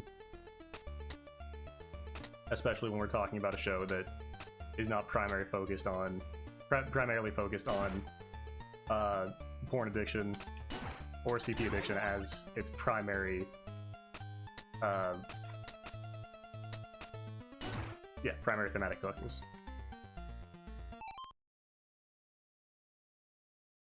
Which is why I'd say don't make it that.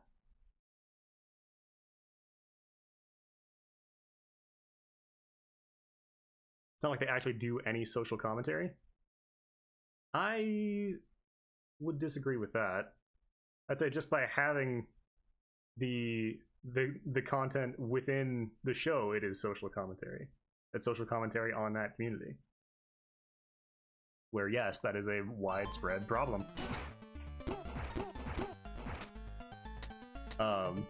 Not just generally, but within hikikomori circles.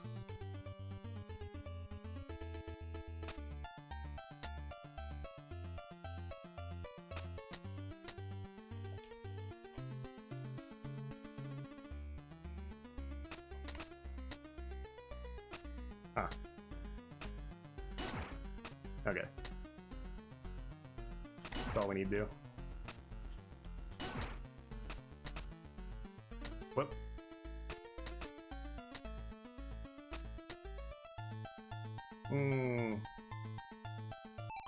So it's not visually clear that you can't actually climb on this. It's hard to show while the screen is darker here, but you have the shadow here, which is good. But then there's nothing here to display that this is coming toward us. Thereby, like, you haven't created the illusion of a wall missing here, really. You're halfway there.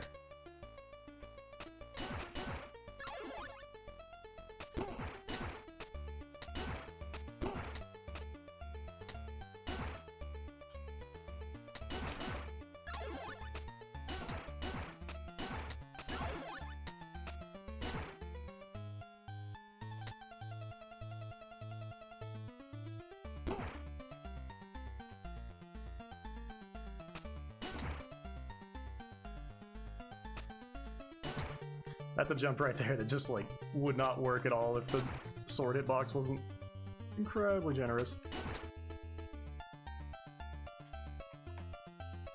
Let's see what this is.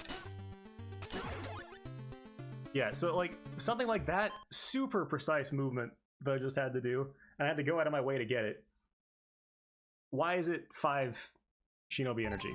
Like, you reward the player more, please. I'm backing you. If you're going to have exploratory elements, then it has to be done. Ah!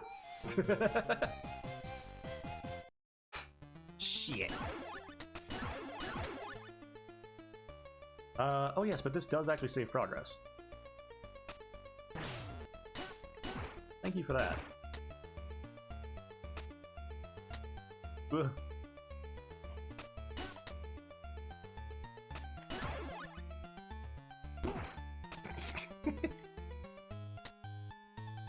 That's just a small side path to get that shuriken. That's fine.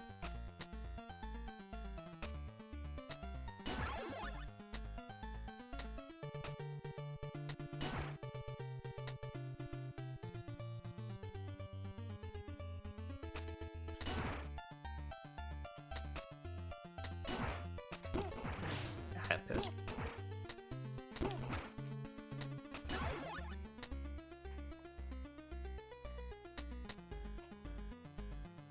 We'll see what random person has to say.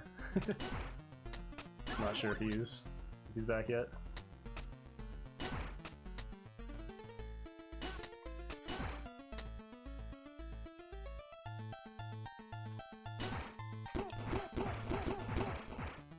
Because generally I am on his side with this. I want Art to be able to have more in-depth discussions of very serious topics.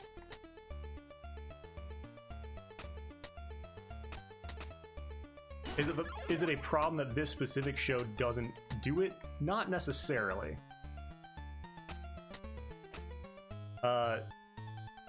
Simply because I don't think that is a primary goal of the show.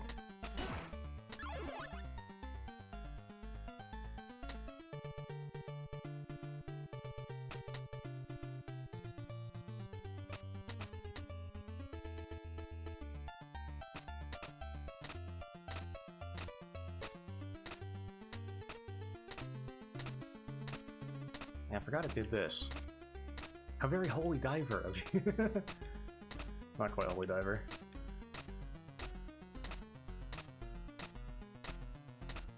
I was gonna say perhaps that goes on a bit too long, but no, that's fine. Fine as it is.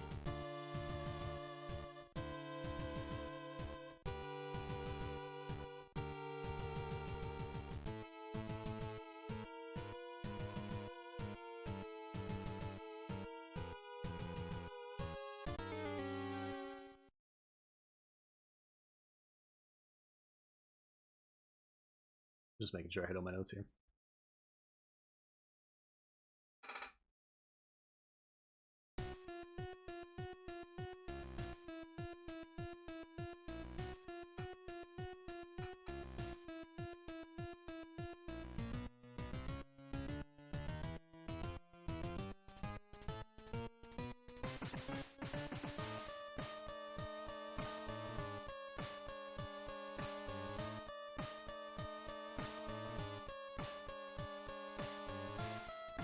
I always feel like it's these boss themes like this that always need the most improvement in these games.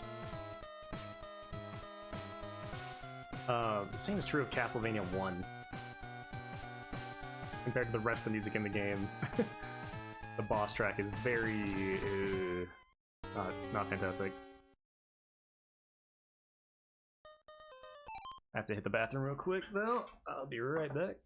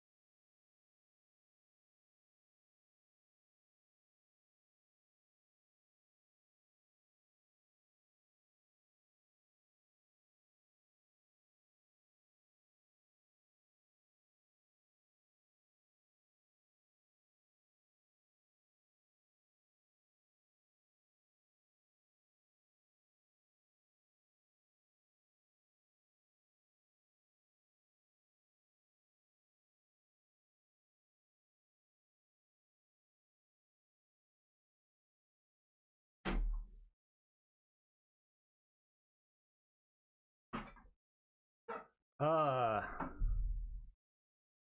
overestimate how much commentary I actually want on the topic. I also had to skip through the stream just to hear you talk about everything. Yeah, no worries.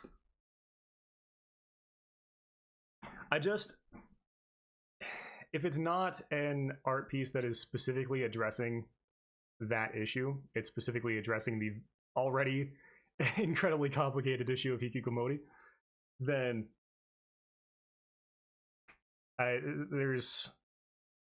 the show unfortunately has bigger fish to fry, or different fish to fry. Excuse me. And you're like running into the limitations of the medium. That's basically it.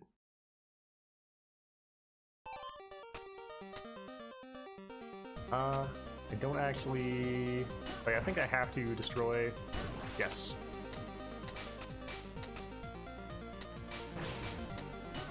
Destroy his fire, and that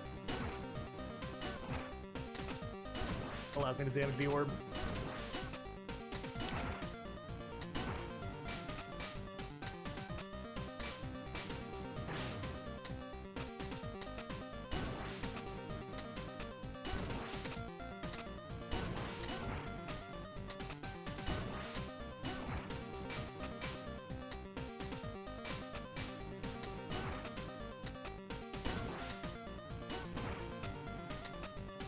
While I don't dislike this boss in the original game, I think this is a vast improvement.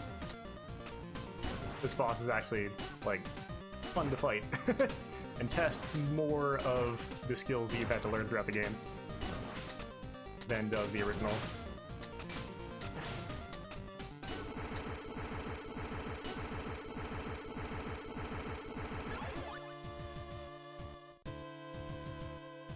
I think the show also respects the audience enough to not need to shove in your face that, yes, CP is really fucking bad. And it's a really serious issue.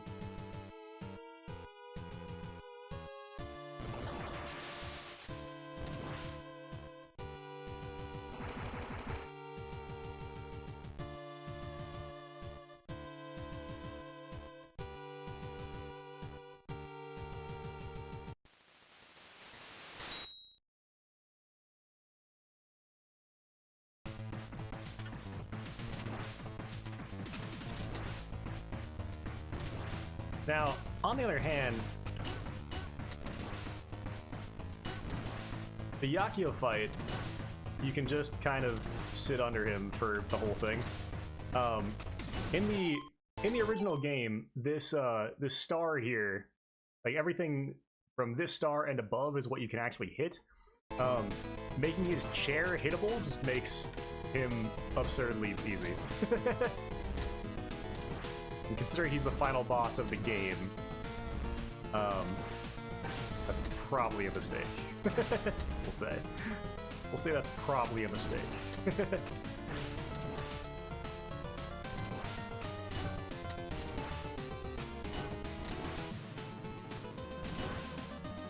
And you can even just duck under his chair, like so, when he's on the ground. Absurdly easy, he says, as I'm about to die to him.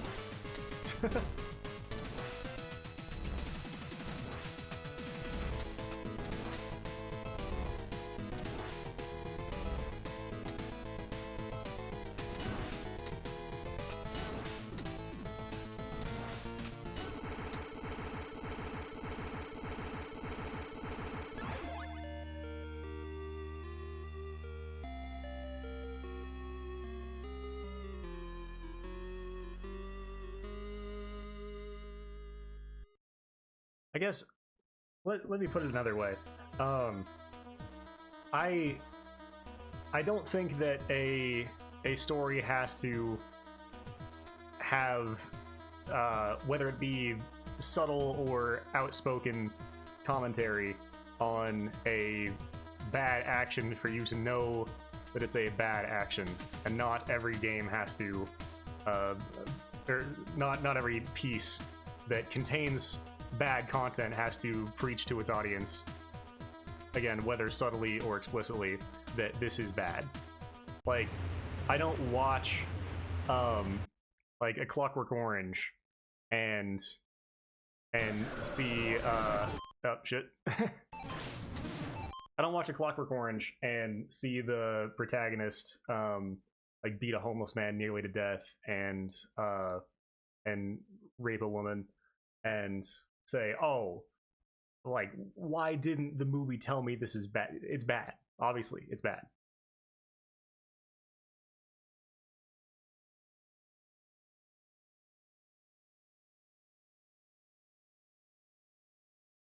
But that movie is not there to that movie is not there thematically to say rape is bad. The movie is there thematically to say that without a person's capacity to do evil, they lose what makes them human. And NHK is not there to discuss the topic of, is CP bad? Obviously it's bad. Probably one of the worst things on the planet, in fact. At least top 3.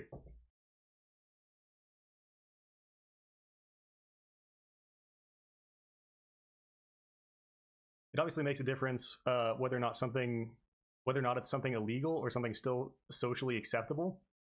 Because you're saying it was socially it was legal at the time that the show was created. I see what you're saying there, because I'm coming at this from a Western perspective, not from the perspective of a Japanese person in 2002.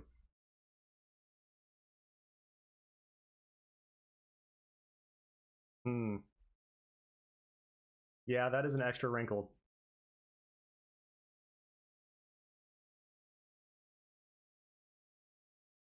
Still, I would still somewhat hold firm that just because you have evil in your work does not mean that you need to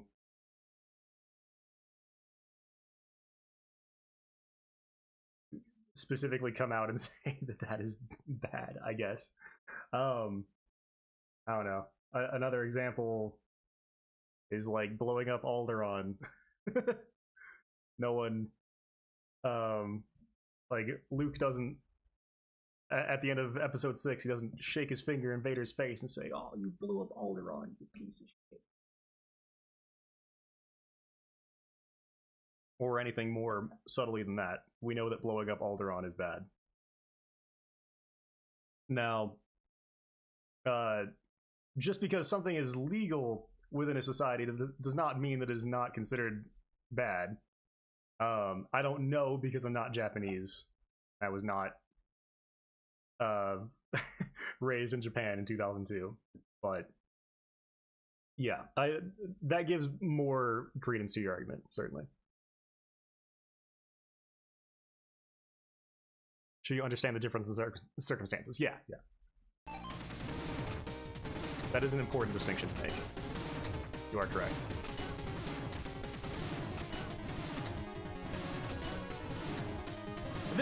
This boss is interesting because it doesn't really test you on things that you've been learning. Because there aren't any other enemies in the whole game that actually fire things at you.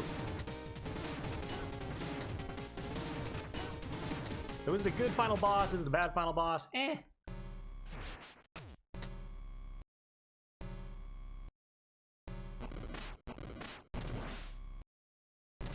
And this...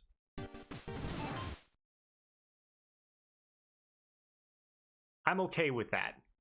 If you're going to have, like that, obviously that was a beginner's trap. Obviously that was a beginner's trap. But it was cool as fuck. And this is the literal final boss of the game. I'm okay with it. Because as soon as you see it happen once or twice, you can adjust to it. You also, in this version, don't have limited lives. If you don't want to. I'm more okay with it. I'm certainly more okay with that.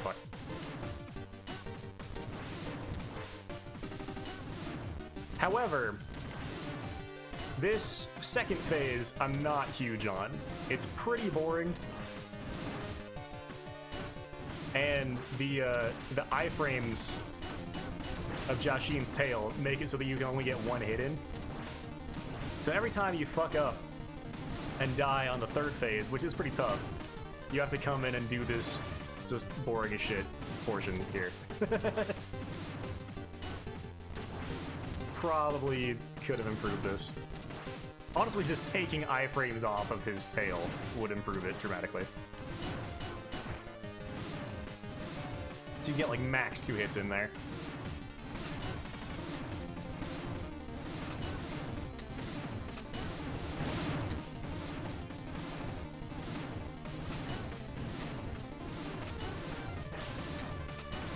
Yep.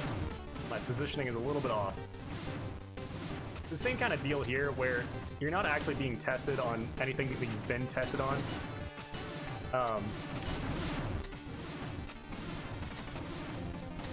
For the rest of the game. So does that make it a bad final boss? Kind of. Kind of.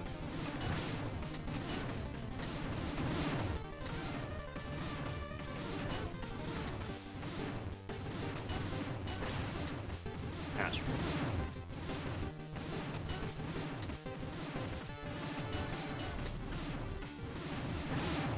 Shit.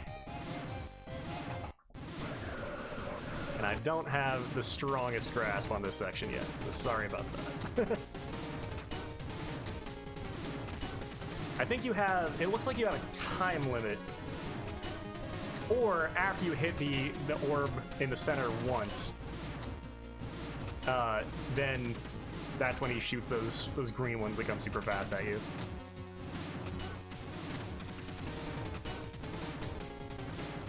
Yeah, like, this is testing your ability to dodge projectiles that are coming at you directly, which is not something you've been tested on for the rest of the game. However, it is also testing your ability to position super precisely. So in that way, you're halfway there, right?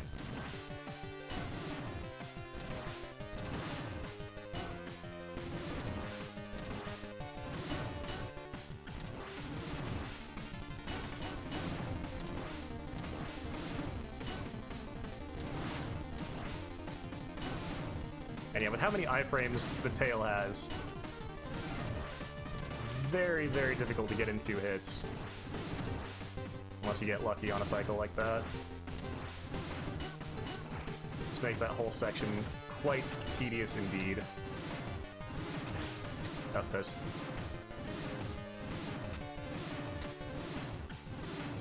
I kind of want to shoot like there, then get 1 hit in, and then back way the fuck up.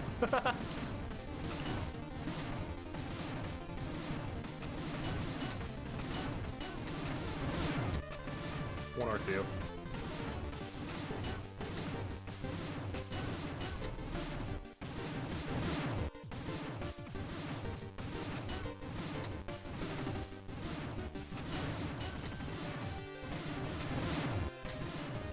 I'm not big on when you hit the center orb, there's another yellow thing that another yellow shrimp that comes right at you. It seems like you're just kind of punishing the player for succeeding. I'm not in love with that. I forgot you could actually hit these things, though. Let me see if I can time that properly. No, not quite.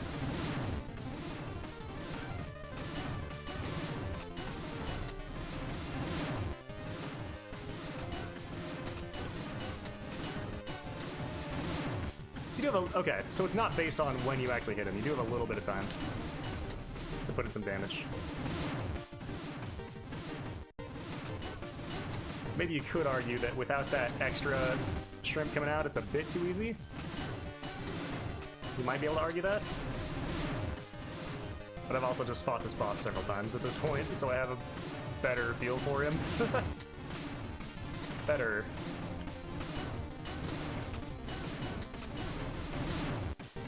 Okay, it actually comes straight down. That's better then. That's totally fine. Bit of a rapid transition there. You should probably like let the final boss explode. But yeah, generally I don't really like aside from the bosses, a lot of this game feels like a bit of a gameplay downgrade from the first game. And again, I think the biggest missed opportunity is just not really doing much of anything at all with the cutscenes. Soundtrack is great. Overall, thumbs up for basically a one-man project.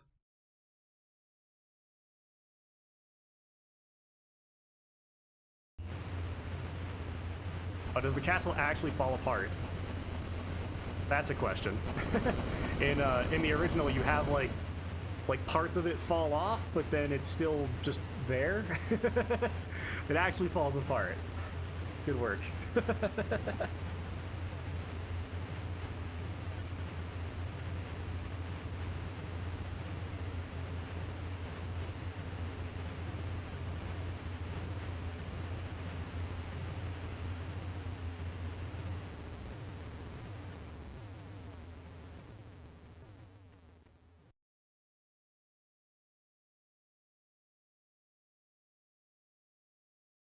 I'm also not sure if those are supposed to be mountains, because if they are, my god, that is a huge fortress. Like, insanely huge. Ew. This is Sea Swallow. This is Foster. We detected the explosion from the satellite. Job well done. You're to kill Ryu Hayabusa.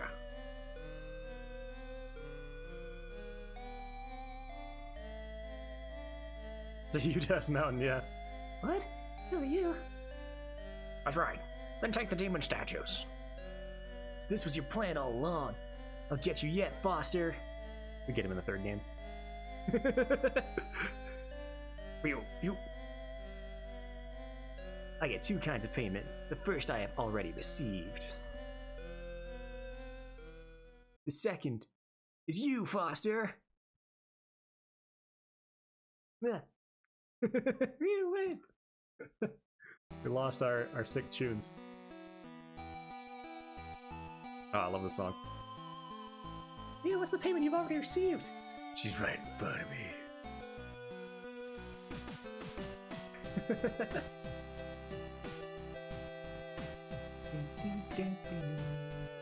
Also, what's your name?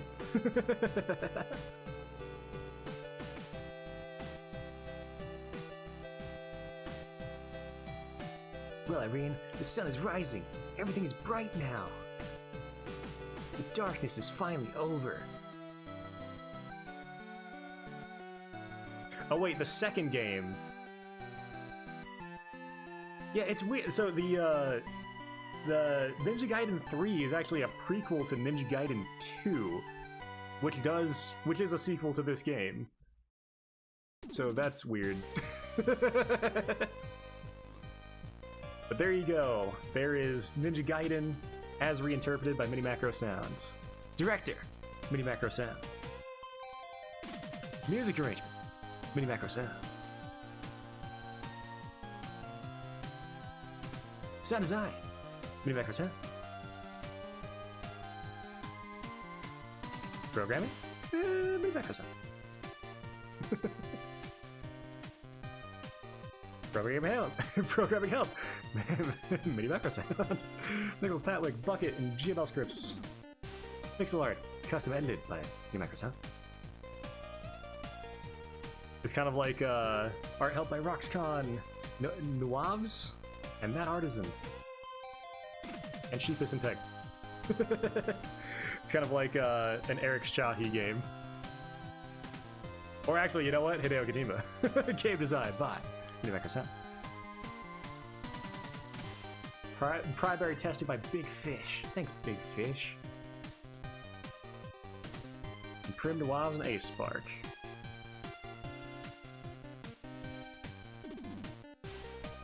And Delta Mudkip, I feel like I know him. I think he's made a game before.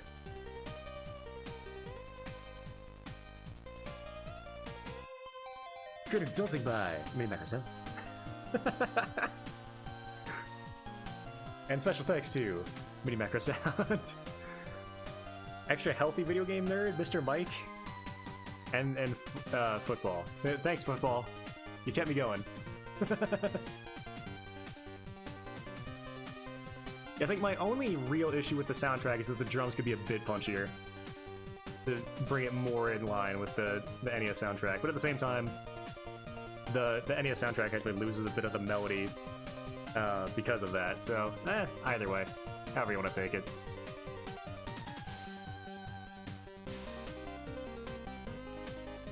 But there we go. And there he is. It was a man. Maybe.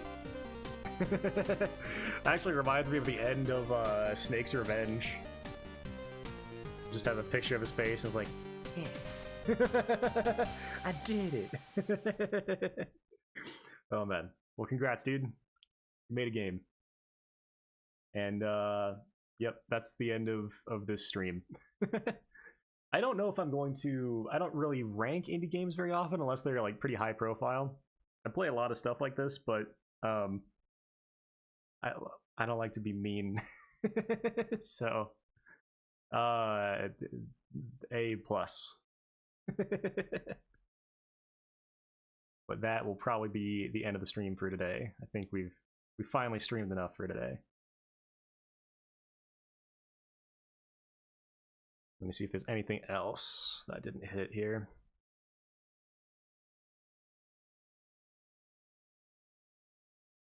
Yeah, stage 4 introduces annoying elements such as useless 2.5D pillars and enemies on top of pillars. Comes to a head in stage 6, which is very plotting and confusing. I wouldn't say it's terrible. It's not terrible. It's just a bit confusing. Sato doesn't actually fall? What do you mean? Off the cliff?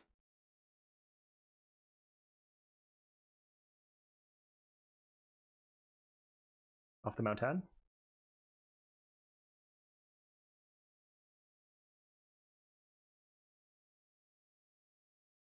Oh, for the pyramid thing immediately. It just looks like it. Okay.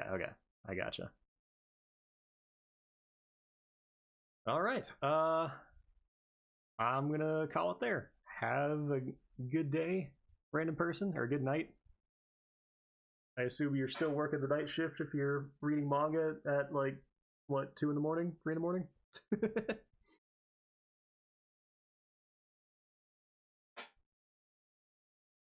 But yeah, I'm fine. I was going to do a full analysis on this game, but I decided it would just be better to stream and talk as I go. And if MiniMacro Sound sees this, then like I would focus. You did a really good job on the graphics and the music. I would just focus a bit more on nailing down the game design. You're still living the hikikomori lifestyle. Well, maybe you'll identify with Sato's character then in the anime. Some portions of it. I didn't identify with him too much, just because he's kind of a fucking idiot. But a little bit. Oh man, it definitely hit hard though. I really enjoyed it. All right, I'm signing off. I'll see you guys later. Did to a certain degree, but not really, because I don't really have problems with social anxiety. Yeah, that's the same with me. I had really bad social anxiety in junior high and high school, but nowadays much less so. So I can't really identify with his agoraphobia at all. One last part I find interesting. Go ahead.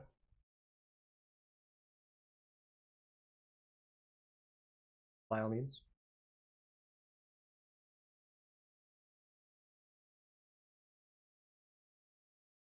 Also, sorry that we were discussing a really heavy topic while I played your game.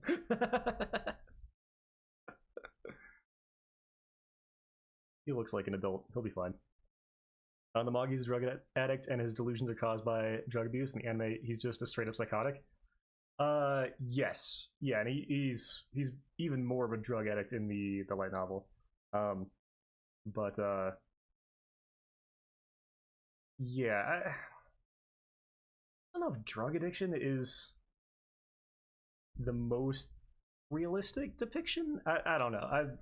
I've been a square in that respect my whole life, so maybe it is.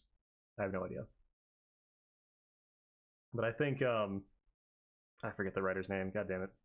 I think he just wanted to hit every point along the list. It's not unrealistic. Yeah, it's probably unfortunately the case. All right. Well, if that is it, then I'm gonna pop off for the night and eat some ramen and watch some Dark Souls probably. He's still semi-functioning. He uses it to cope. I wouldn't 100% call Sato semi-functioning. He has a hard time going to the convenience store. And to compensate for stressful situations, aka going out. Yeah, I mean, that's realistic then. I imagine that's not an uncommon experience. But I have not talked to people too much about that. Oh. All right. But he later does a job fairly easily. Yeah, well, that like, I think the show has the opinion of once you get someone into a better environment, get them out of their own head, give them some responsibilities, give them a schedule, then they're generally fine. Like it takes some readjustment time, of course, but yeah, it was the same thing with Yuichi, Kobayashi's younger brother in the show. That, you know, generally he's not like thriving, but he's able to exist in society once he just gets a job and starts talking to more people.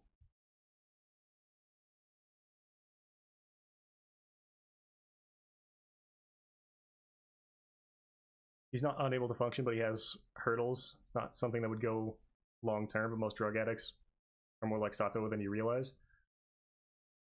You're probably correct.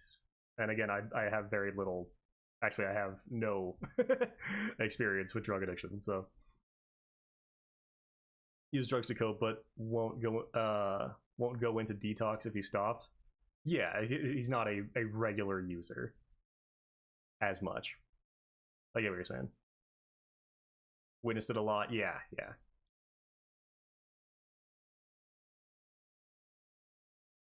And did some research as well. Okay. I will defer to your vastly more educated opinion.